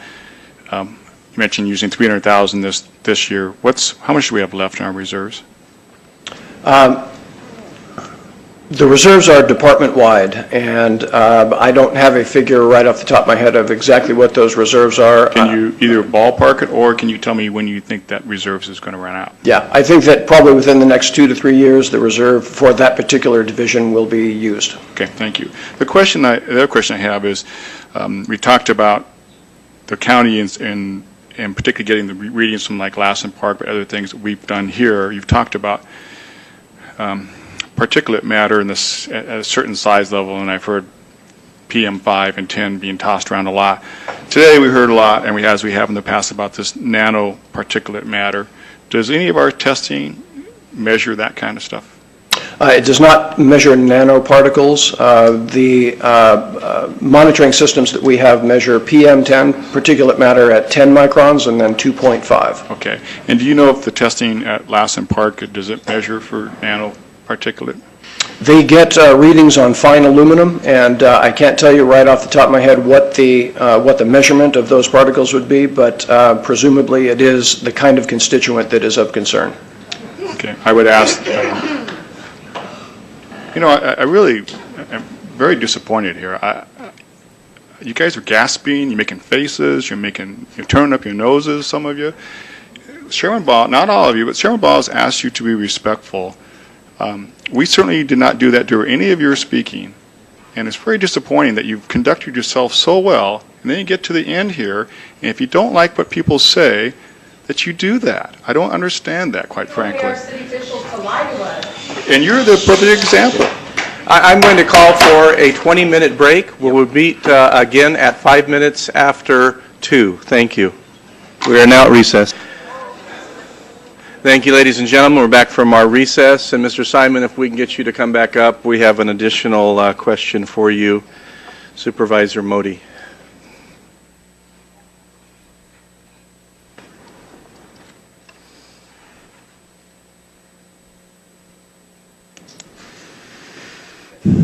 Welcome. Thank you, Mr. Simon. I just want to follow up with we mentioned that some of the measurements they do at Lassen Park, and you thought were for some finer material, but you weren't quite sure what that might be. And my request of you is that if you would try to see if you can find out at what level, what particle size that they are testing for up there, and that might go for any other areas around here that we're doing testing. If you not quite sure what it is, some of the stuff for us you probably know, but for like the federal level, if you could try to find out what that might be. Right. Actually, I do have a response for that. And what they do is they have a filtration system that measures, and what I had said, our filtration system monitors for PM 2.5 and PM 10. And what that actually means is that everything that it captures up to 2.5. And so what they have at Lassen Park as part of the improved system, which is again nationwide, is filtration systems that capture all particles of all sizes up to whatever that filter is calibrated for.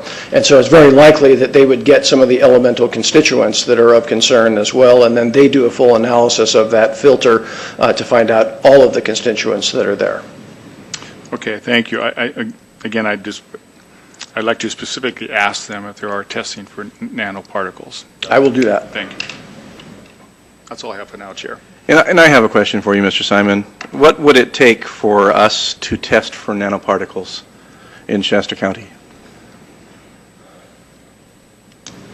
I'm not talking about the resources available, but the technology. Where would we go for that information if you were directed so by this board or by another board?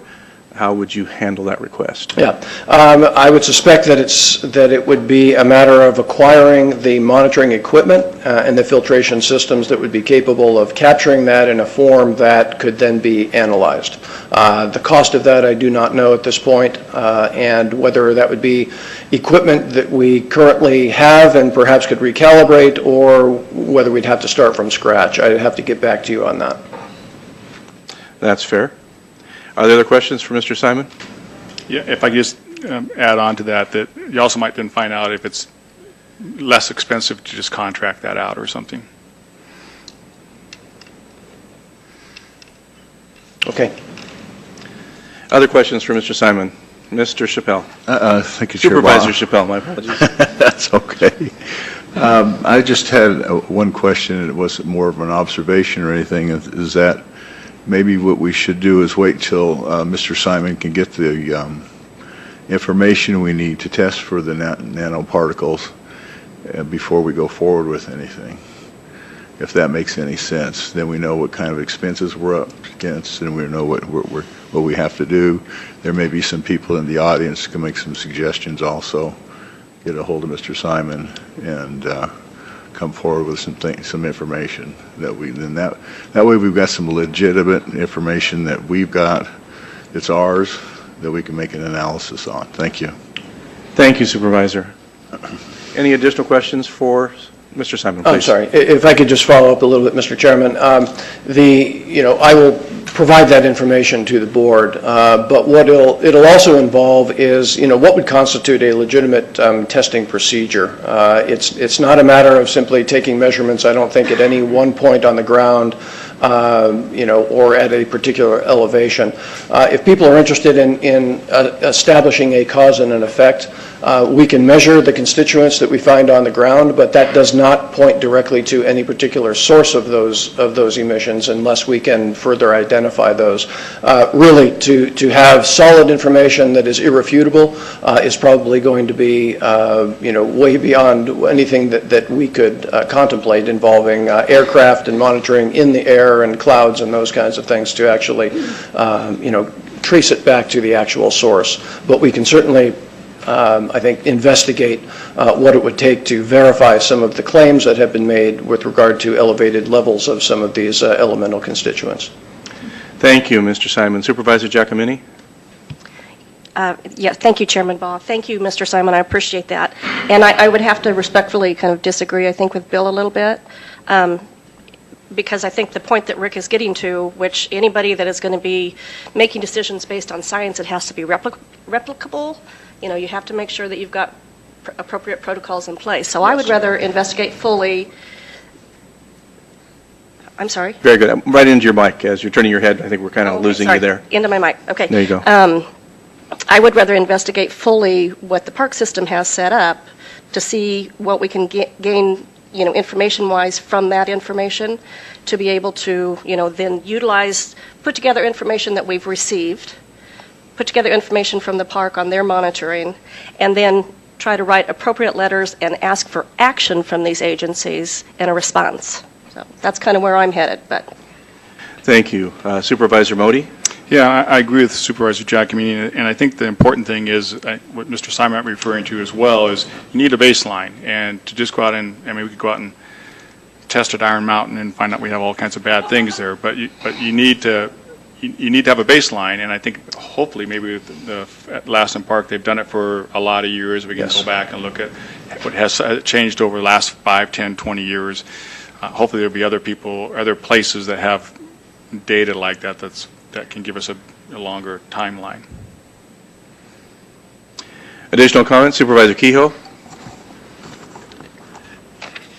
Thank you, Chairman Baugh. Let me make some general observations and then a couple of specific ones. Today, the Shasta County Board of Supervisors has been the beneficiary of some sincere, passionate, and knowledgeable comments. And I thank you for those. I specifically want to call to your attention the outstanding work that is being done on this issue by Mr. Dane Wigington and Ms. Kathy Kresser.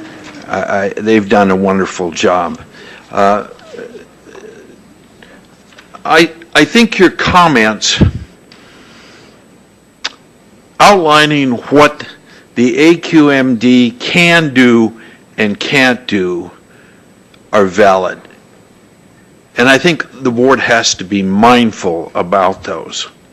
But I will tell you, especially in the arena of the U.S. EPA, I am disappointed in that, let me finish please before you might want to take your hands down. I am disappointed because there was a man running for U.S. Congress that said he's one of us. Is his representative here today? Did you see his representative here today? I did not. And I think it would have been productive and helpful had his representative, LaMalfa's representative, been here today to listen to this heartfelt testimony. I am in agreement with my colleagues about sending letters and a call for action, but I would hope that we could go a step further in that. And you tell me, Mr. Lees, if this is possible, which I think it is. I would like for us to send a copy of this video where all of you spoke today, all 2.5 or 3 hours of this testimony. I would like that video to be sent to our senators and our U.S. representatives, and also our representatives in the state of California. We'll do that. Let them listen to the passion that came out of this meeting today. Thank you. Thank you, Supervisor Kehoe. Supervisor Giacomini? Well said. I would so move. Second? Second, and then under discussion, Mr. Lees. May I just ask for a clarification of the motion? Certainly. Certainly. That we gather the information from the park, so we have hopefully some data. So that's the first thing on the list, I believe. Okay. Then we compile information that we heard today in a succinct letter along with that information, send it to all the representatives that David has outlined, as well as those agencies, Cal EPA, US EPA, California Air Board, and perhaps the Department of Transportation, like Rick mentioned, along with a video of the hearing today. Is that clear? Yeah, that's good. Thank you. So, you want a second? Do you want to re-second? Do we have a second to that already? We have a second. You're second. Well, I seconded it, but I'll withdraw, Mr. Modi, if you'd like to second it. I just have a comment, Okay. so go ahead. Okay, so do you want to confirm? Yes. Your second. Thank you, Mr. Modi. Yeah, I just want to know if part of that is, we also asked Mr. Simon to go find out what he can, we talked about, you mentioned about Lassen Park, but I mean, what we can do as far as measurements and those kind of things, not that we're asking you to do them, but just find out what that process, would that be part of the... Yes, perfect. You can add that. David, do you agree? Yeah. Okay. I have one other question of Mr. Lees. Mr. Lees, should anyone in the audience wish to get a copy of this video, how can they go about doing that? There's a couple of ways to do it. The easiest and most effective way, in my opinion, is to go online. Within an hour or two, you'll be able to watch this entire meeting at any place you want to. You don't have to sit there and watch the whole 3 hours or 4 hours, but you could actually pick out different portions. So you can actually go on the Shasta County website, go online, and watch any one of our Board of Supervisor meetings. And it should be ready to go certainly within the next 2 or 3 hours. This is a little longer, so I'm giving myself a little bit of time. So. Thank you, Mr. Lees. Supervisor Modi? Yeah, I just wanted to, I think we're going to take a vote here in a second. I wanted to add one more thing under discussion. I also wanted to personally thank Mr. Wigington for your efforts here today. I thought that you put together a very well thought out presentation, and I can tell you that I sat down and watched an hour and 20 minutes, I think, whatever it is, 110 minutes of the video. I watched all that, so I had a chance to do that as well. And I think I just would wrap it up with one little, I want to go too far with this, but I wanted to say that, this is an uphill battle for probably some of us here at the board level with this information and stuff. But I thought that the way that the speakers spoke today with respect and tried to just tell their story and not be accusing other people or attacking other groups and stuff. I mean, pretty much everybody did that. I think that helps your cause. If people don't do that, you're going to turn people off really quick, because no one's going to help you when you spit them in their eye and then ask for help. So I do appreciate that you made that effort, and I know Kathy helped you do that as well. So thank you for taking the time and effort to bring so much information to us today.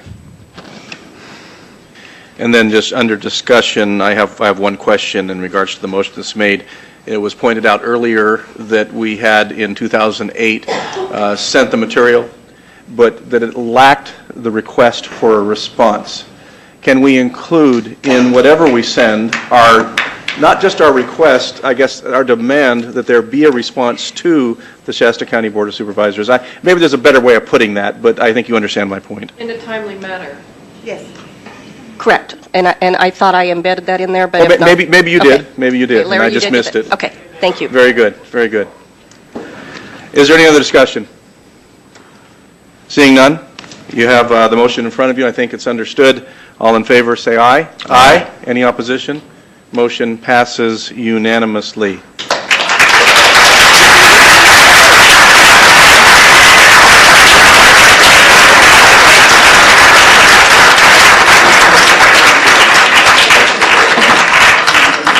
So again, thank you all for attending today. I think that you have exactly what you asked for, a platform. And that was offered and received today. And I believe that it wouldn't surprise me at all if the response is one that exceeds far the boundaries of Shasta County in terms of the platform that is offered, as evidenced by those who attended today from around the world. That's very impressive. The next item on our agenda is our closed session. And this is our closed session announcement. The Board of Supervisors will recess to a closed session to discuss the following items. We have an estimated 30 minutes more. Conference with legal counsel, existing litigations, 2 cases, Ron Clements versus County of Shasta and Tanya Clements versus County of Shasta, a public employee appointment title, Chief Probation Officer, and conference with labor negotiator. And the negotiators are Mr. Lees, Ms. Davis, and unrepresented employee chief probation officer. At the conclusion of our closed session, we will report back in open session the results of our closed session. And as always, the doors to this meeting room will remain open and unlocked so that anybody that wishes to hear the conclusion of our closed session and announcement can do so. Again, thank you. We really appreciate the great conduct today. Thank you.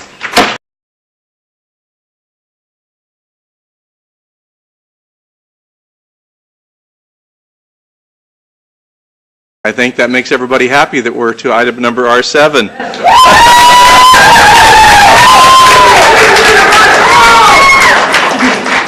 So let me go ahead and outline a process for item number R7 so we can all be on the same page and understand what it is that we are doing this morning. R7 is a discussion to receive input and discuss matters regarding geoengineering chemtrails, consider providing direction to staff, and consider taking other appropriate action as necessary. In a few moments, I'm going to go ahead and turn this over to Supervisor Giacomini to introduce her guest speaker today. What we have is we have a presentation that has been arranged in advance through Supervisor Giacomini, who placed this item on today's agenda. In addition to that, there are a number of speakers that had been arranged through Supervisor Giacomini to also join with that first presentation in order so that they might be grouped and clustered together. We're going to honor that request and take them as you had asked for in advance and agreed to, Supervisor Giacomini. After that, there are a lot of requests. In fact, a lot. It's a lot, as I'm sure that you recognize. We're going to take those in the order received today. Okay? Now, I'll just say up front, there have been almost 20 requests from folks in the room to change that received order. If you don't want to speak when your name is called, you don't need to speak. So that's up to you, but we're going to take them in deference to every person here and honoring their timely submittal, and we're going to take them in the order we received after the main presentations as were agreed to in advance for their order. So we're going to stick right with what we promised to do. During the speakers that are going to come individually from the community, Supervisor Modi is going to be calling out the first name and then the next name and maybe the next name. And here's what we would appreciate.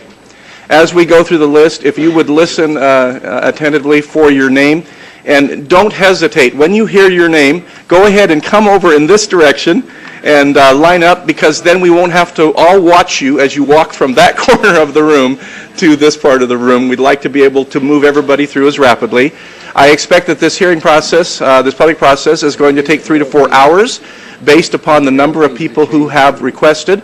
So in that, there will be timely personal breaks and probably, most probably, a lunch break as well, where we will continue full force to hear all of the folks who want to speak. At the end of that process, and this is with board approval, I'm suggesting all these items, we're going to conclude and hear every person that wants to speak today. At that time, we're going to end the conversation from the audience then, and we're going to ask Mr. Simon, who represents Resource Management, to come up and share with us his thoughts in response to things that he might have heard, and then we'll continue with a board conversation among the 5 of us here for any possible direction. So questions from board members? Yes. Yes, sir. Supervisor Modi. Yeah, I have one request, kind of the audience. I know that you're all here and you're very passionate and you want to support the people who are speaking, but we do have well over 50 speakers, which means that's probably a minimum of 3 hours. So I really do ask that you sort of limit your applause as best you can. For number one, because I'm going to be introducing the next speaker and they won't be able to hear you. And number two, it just adds that much more time. And I'm pretty sure most of you don't want to be in this crowded room for 3 hours. We want to hear what you want to say, but I do appreciate the fact that you try to limit a little bit of your passion. Very good. Thank you, Supervisor Modi. With that, I'm going to go ahead and turn it over to Supervisor Giacomini to introduce our guest speaker for the day. Thank you, Supervisor Giacomini. Thank you, Chairman Baugh. Chairman Baugh, did you want to mention the action that the Air Pollution Control Board did several years ago? Thank you. I appreciate that reminder. There have been several people that already came up today and asked, when is the Shasta County Air Pollution Control Board going to hear this item? We asked for and received records on Tuesday, August 5th, 2008. There was a presentation before the Shasta County Air Pollution Control Board.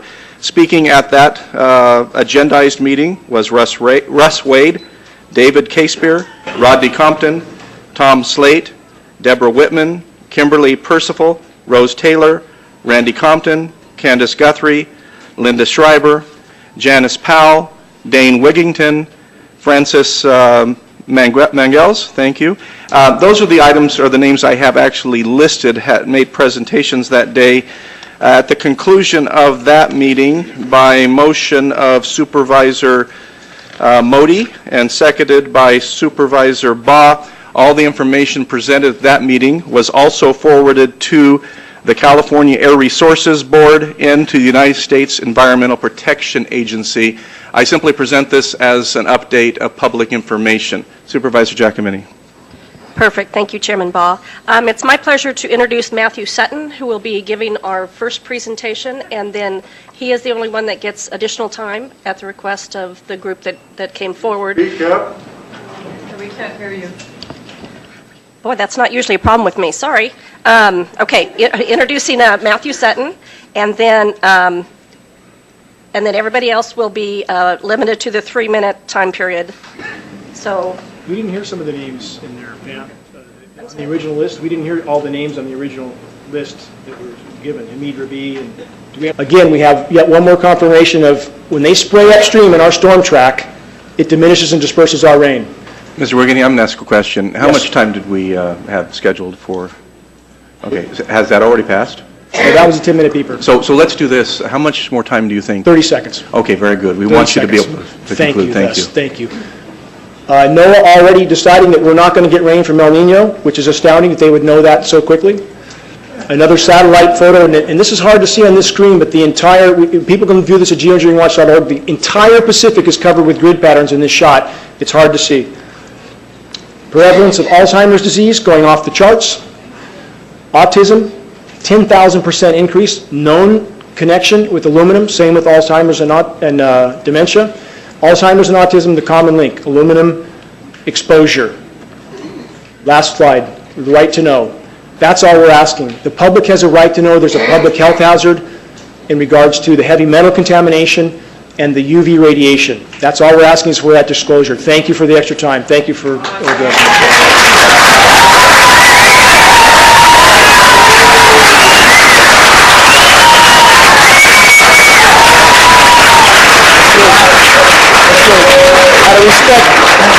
Out of respect to the supervisors, they're showing great courtesy that no other board has had the courage to do yet. So let's give them all the respect they deserve.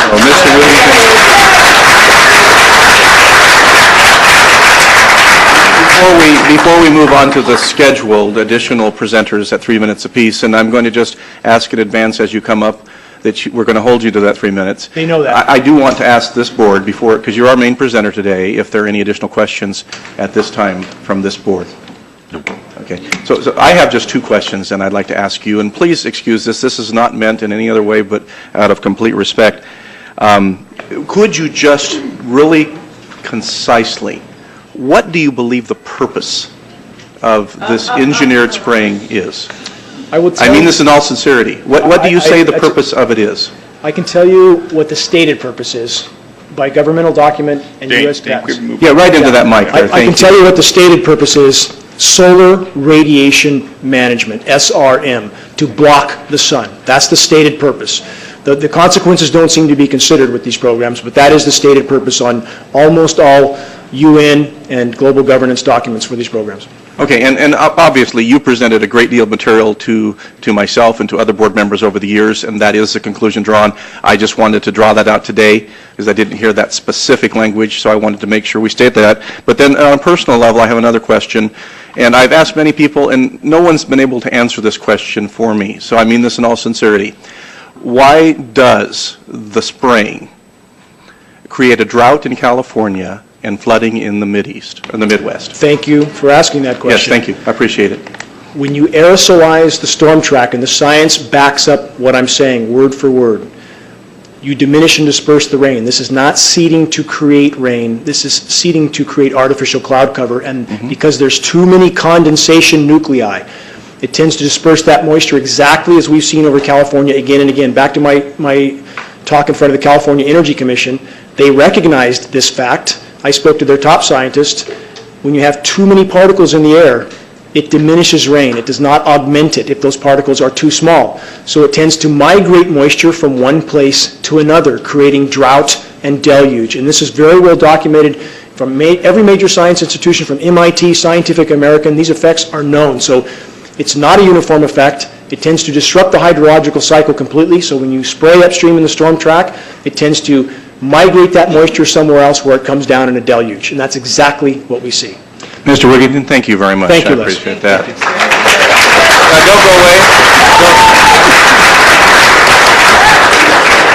away. Folks, I know your encouragement and your passion, but we have other requests to speak, and we're going to kind of be here all day if we... Mr. Wigington, if you'd come back again, please. We're not through with you yet. Supervisor Chappelle. Thank you, Chairman Ball. You're welcome. Mr. Wigington, I've had one statement here, and I want to see if you confirm that or not. In your belief of following through with this and trying to get situations resolved, is it because it is a public health hazard? Is that one of your number one concerns, that this must be disclosed? That is our request of the board, because that is why these programs can go on and on and on, because media will not cover it until the actual effects are made known. And this contamination issue, again, is absolutely verifiable. Same with the UV issue. We can meter it for you. We have state-of-the-art meters. So, and we have corroboration from other science studies. So yes, that is the request of the board. We fully recognize the board has no power to deal with this issue, nor does CARB, nor other state agencies. But the contamination issue is a public health hazard, and we believe that disclosure is necessary, required, and that's all we're asking is disclosure of the heavy metal contamination and the UV issue. That's what we're asking for. Yes. Thank you. Very good. Any other questions from the board of Mr. Wigington at this time? Mr. Wigington, thank you very much for the presentation, and then I'll ask Supervisor Giacomini, do you have the order, or do we want to go to Mr. Supervisor Modi? My gratitude to all of you. Thank you, sir. Leonard, everybody on Very my good. list. Okay. So the rest of the agreed upon presentations, they are going to be called out in advance, and then Supervisor Modi is going to move to those who submitted requests today as well to speak. Thank you, Supervisor. You know, and maybe I can suggest one other way to show your support of the speakers, but at the same time allow us to proceed. I did this one time before, and it worked very well. Rather than yelling or clapping, perhaps if you just choose to raise your hands, that will show us that you support the speaker, but it also will show us, I'm sure you plan to do, is to show, show the support to the media. So maybe that both. So maybe that might be one way to. You're getting some love, Supervisor Modi. I saw some hands out there. So, perfect. So the next speaker is Rosalind Peterson, followed by Alan Buckman. Hello, my name is Iraja Sivadas. Rosalind Peterson of USDA was not able to make it today, and and Dane Wigington asked me if I could fill in for her. As I said, my name is Iraja Sivadas. I'm welcome. Thank you. I'm a disabled combat veteran. It's the longest I've stood up in a long time. I really appreciate that you are taking time to listen to us today. I am an instructor of mathematics at Shasta College and a member of a Union for Concerned Scientists. And this will be very short. I have a very short talk. There's just two main points that I'd like to make. One is that aircraft making a condensation trail is very similar in many ways to when you go outside on a cold day and exhale. You create a condensation trail. That little cloud is a condensation trail. Now, if you take a 2-mile walk on a cold day and you can turn around and you can see your condensation trail tracking all the way back for 2 miles, that's the kind of idiocy, that's how crazy it is to think that what we're looking in the sky is actually condensation trails when they travel from horizon to horizon. The second point is there's a huge amount of aluminum being found because these sprays have aluminum, strontium, barium, manganese, and there's a lot of argument that aluminum is very common to be found, but aluminum is only common in a bonded form. It's not common in a free form, and we're finding high rates of free aluminum in the soil, which is not natural. So thank you again for listening to us. Appreciate it. Thank you, Mr. Sivadas. Alan Buckman, followed by Francis Mangles.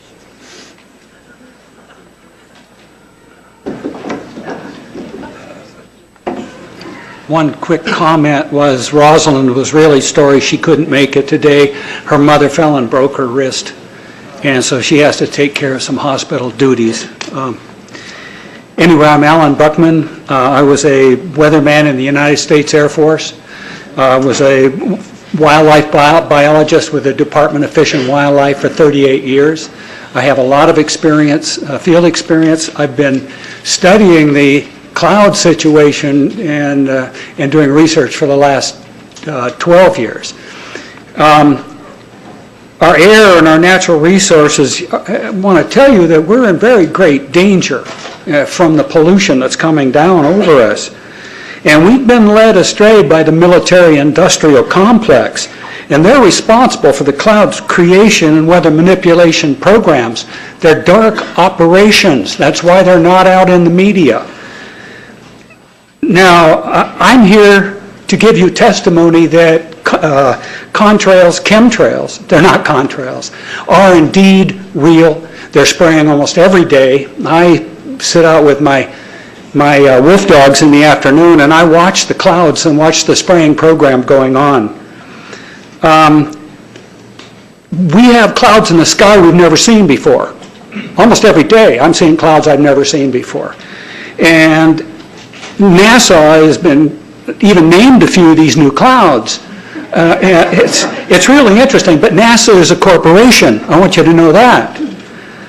We were warned about the takeover of our freedoms by the military-industrial complex by both Eisenhower and Kennedy. And Eisenhower in his parting comments, and then Kennedy later. I think it's obvious now with the Citizens United and McCutcheon rulings that they're gaining traction on us, folks. We are in trouble more than just a spraying program. The metal compounds that are being used are environmentally dangerous. We need to be monitoring them. We need to be testing them. And because our previous inquiries have gone nowhere, I really appreciate the opportunity to speak with you and hope that we can find some testing program by certified testing laboratories to actually measure these effects, and so we have a basis on which we can protest, you can protest, if your concerns match mine. And believe me, I'm seriously concerned with what I'm watching. As a wildlife biologist, I've been watching the ecosystem collapse. When you lose all your stream organisms, when you have aluminum overload in your streams, you're killing your microbial bacteria and you're disrupting the entire ecosystem. So it goes way beyond just a little bit of pollution. You emailed it to me. I have it up in my office. You're referring to. They're all going to speak right now. It should be the same. Okay. Let's let Supervisor Giacomini go ahead. She has a prearranged list. I saw the email copy as well, and we're going to go through that list, and then we're going to take those from the community after that. So So do we have a clear understanding? Dane, did Very you good. happen to bring the list? Because I have it up on my desk. We have it here. I have it here. Okay, perfect. We're good, we're good, we're covered. Thank you.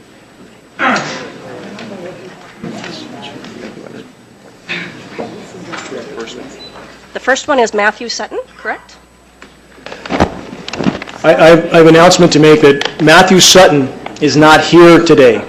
And the reason he's not here today is because he received a phone call from Rick Simon on Thursday, July 10th. I have emails. First, I want to say thank you to the board. I want to say thank you to the board. My deepest respect. I hope we can all respect their wishes.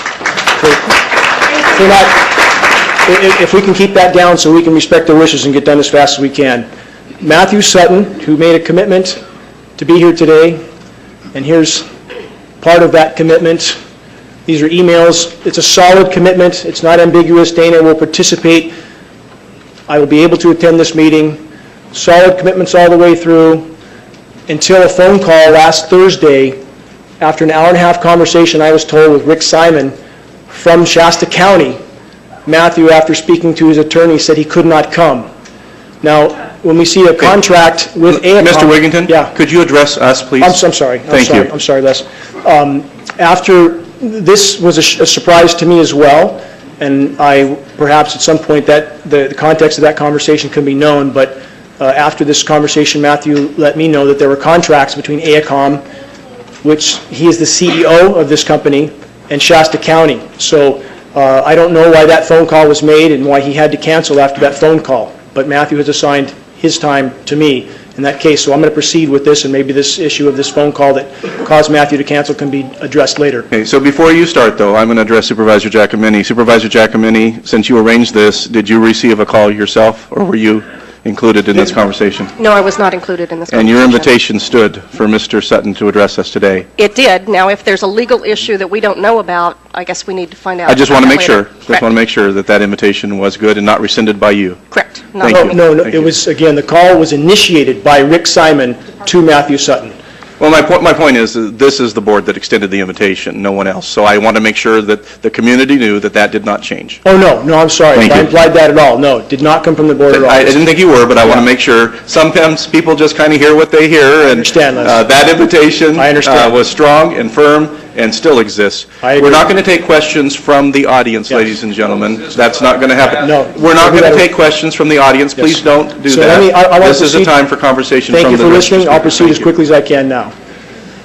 So we have the issue of climate engineering, and semantics are important. Too much media and other officials, not saying this board, they've been very courteous, but have not used the scientific terms, and this is not used for a reason, because the term chemtrails is not a scientific term, so we try to avoid those terms. But when you see CBS News, geoengineering to fight global warming is now mainstream topic conversation with all scientific organizations and with governmental officials, such as John Holdren, Obama's science advisor, who is actively advocating for the use of geoengineering. And again, these are aspects that media does not cover, because this would legitimize this issue. This would bring credibility to it. So we do have, again, science data it's too extensive to document here, but when we have current administration officials advocating for these programs and the immediate need to implement these programs, this subject should not be marginalized as it typically is by media. When we have, this is from MIT, this diagram is from MIT, where you clearly see an aircraft spraying particulates out the back. Now, again, this is mainstream scientific discussion. We have every major science institution talking about these issues right now, that these programs must be implemented. And so again, what we ask is that this issue be given attention. And our point here today, regardless of where the contamination is coming from over Shasta County and the rest of the globe, we ask that the science be looked at and that the legitimacy of this issue be acknowledged with the science terms, that this is brought to public attention and brought into a public dialogue. This is, again, only the tip of the iceberg for what's available for documentation. This is a 40-page congressional research document, Geoengineering Governance and Technology. There's a number of documents like this. We have, even going back to the 60s, for example, we have 80-page presidential documents outlining the scope and scale of these programs even back that far. We see skies like this. Certainly, we have a lot of people telling us this is normal commercial traffic, that this is normal, and that this is just random flights flying wherever they fly, and that this stuff sticks in the air. But if this is random, that's not so random. Do we think that commercial aircraft fly in grid patterns? Again, the data is absolutely there, but we have major agencies telling us that this isn't so. In fact, there's a NASA document that says chemtrails aren't real. But again, they use a term that's not scientific on purpose, and at the same time, we have patents from NASA for geoengineering. So there's been a tremendous effort to try to marginalize an issue that's tremendously impactful for all of us, equally impactful. And I certainly don't see the board as adversarial to us. I mean, I'm very grateful that we've been allowed to speak here and bring this issue up to light. And for our point, I think acknowledgement and disclosure is due for, in this case, for local agencies, the contamination issue. Because I've spoken in front of the California Air Resources Board, I've spoken in front of the California Energy Commission, and it seems that all these agencies are unwilling to look at this issue. And at this point, there are certain factors that can't be denied, and contamination is one of those factors. So we have NOAA, the National Oceanic and Atmospheric Administration, admitting on the record that the atmosphere is now full of particulates and they don't know where they're coming from. So this is quite astounding when you have the agency that's supposed to study this issue that's literally unable to identify the source. When I spoke in front of the California Energy Commission in Sacramento, they acknowledged the state was losing 20 to 40% of its rainfall from, quote, particulates of unknown origin. But that investigation was never followed through. There's an investigation going right now with state water quality. I spoke to that representative. Their Fish and Game has acknowledged that there's aluminum running down the waterways. I spoke to the representative with California State Water Quality, who made it clear that they were not going to test the rainfall for this contamination, but isn't that where runoff comes from? So again, we have an unwillingness to look at the obvious sources. This is a satellite image.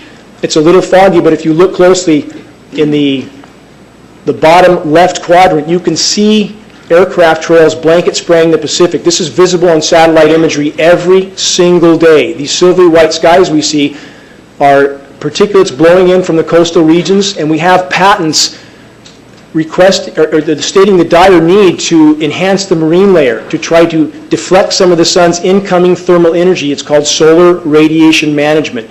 So when we have satellite imagery of this happening, and planes flying in loops and grids, and we have this material blowing in on us, it's coming from somewhere, and CARB, this is important. We know this metal's falling on us. I furnished you guys today with about 40 lab tests from the state-certified lab showing a very, very substantial amount of metal. And again, aluminum does not exist in the environment in free form. That's important to remember because a lot of agencies try to say it's a common element, we should expect it. This is not the case. It doesn't exist in free form. So it's coming from somewhere, and CARB has told us it is not coming from China. So we know it's a more local origin. Now, we have a UV issue. This is another matter of disclosure for the board. We have a known, verifiable, indisputable contamination issue, and we know the board can't stop this. Nobody here expects that. We know that's far beyond the scope of the board, but we do have a contamination issue that's a danger to the citizens. So what I'm asking, is disclosure of this contamination, and we also have a very, very dangerous UV level. The bark is being burned off of trees in town. We're metering this UV with state-of-the-art meters. We're seeing UVB levels 1,200% higher than we're being told. And this is a government document, National Science Foundation, acknowledging that injecting sulfate particles, which is geoengineering, stratospheric aerosol geoengineering, will decimate the ozone layer, destroying from 1/4 to 3/4 of the ozone layer. So this is very significant, and this goes hand in hand with what we see. Again, article, unprecedented ozone hole opens up over the Canadian Arctic. We have very substantial northern hemisphere ozone depletion. Ozone depletion over even northern California is very substantial. We're seeing very dangerous UV levels. We're simply asking that that be disclosed. That's all. So again, this is a public health issue that we believe is necessary to disclose. This is a headline from a week ago. Blazing world record strongest UV rays ever measured on Earth. Many of you are familiar with the UV reading. A rating of 10 or 11 is considered extreme. NASA has just recorded, in fact, this is 11 years old. I don't know why it took 11 years for them to disclose this. Readings of 43. 43 is absolutely lethal to be outside. I mean, it's very dangerous to be exposed to that. So, again, we have very high readings here. We're asking for that to be disclosed. Health effects of UV radiation. The list is much longer than what it shows here, but we're seeing everything we would expect to go along with this exposure going off the charts. So, again, this comes down to a recognition of what's going on in our skies, and more importantly, where this board is concerned, an investigation and disclosure of the contamination and UV issue, which again is a public health hazard. These are trees in our local parking lots here. The bark is completely burnt off these trees. Foliage is dropping. Branches are dying off on the trees. The trees in Redding don't look good, and this is not just a drought-related issue. And I've been in the field with USDA soil scientists measuring also soil pH changes, and this is another arena where we know this contamination is happening. We're seeing pH changes of 10 to 12 times toward alkaline from established USDA soil baseline studies. So again, one more source of confirmation that this contamination is indeed there. Trees in Redding, again, when I moved here 12 years ago, the trees looked outstanding in this city. Now they look quite horrific and getting worse by the day. And this is exactly what would be the known and expected effect with extensive UV damage. Geoengineering causing drought. All of us know we're being droughted out. For 10 years I've said, because the science says so, that the more they aerosolize, the less it will rain here, period. So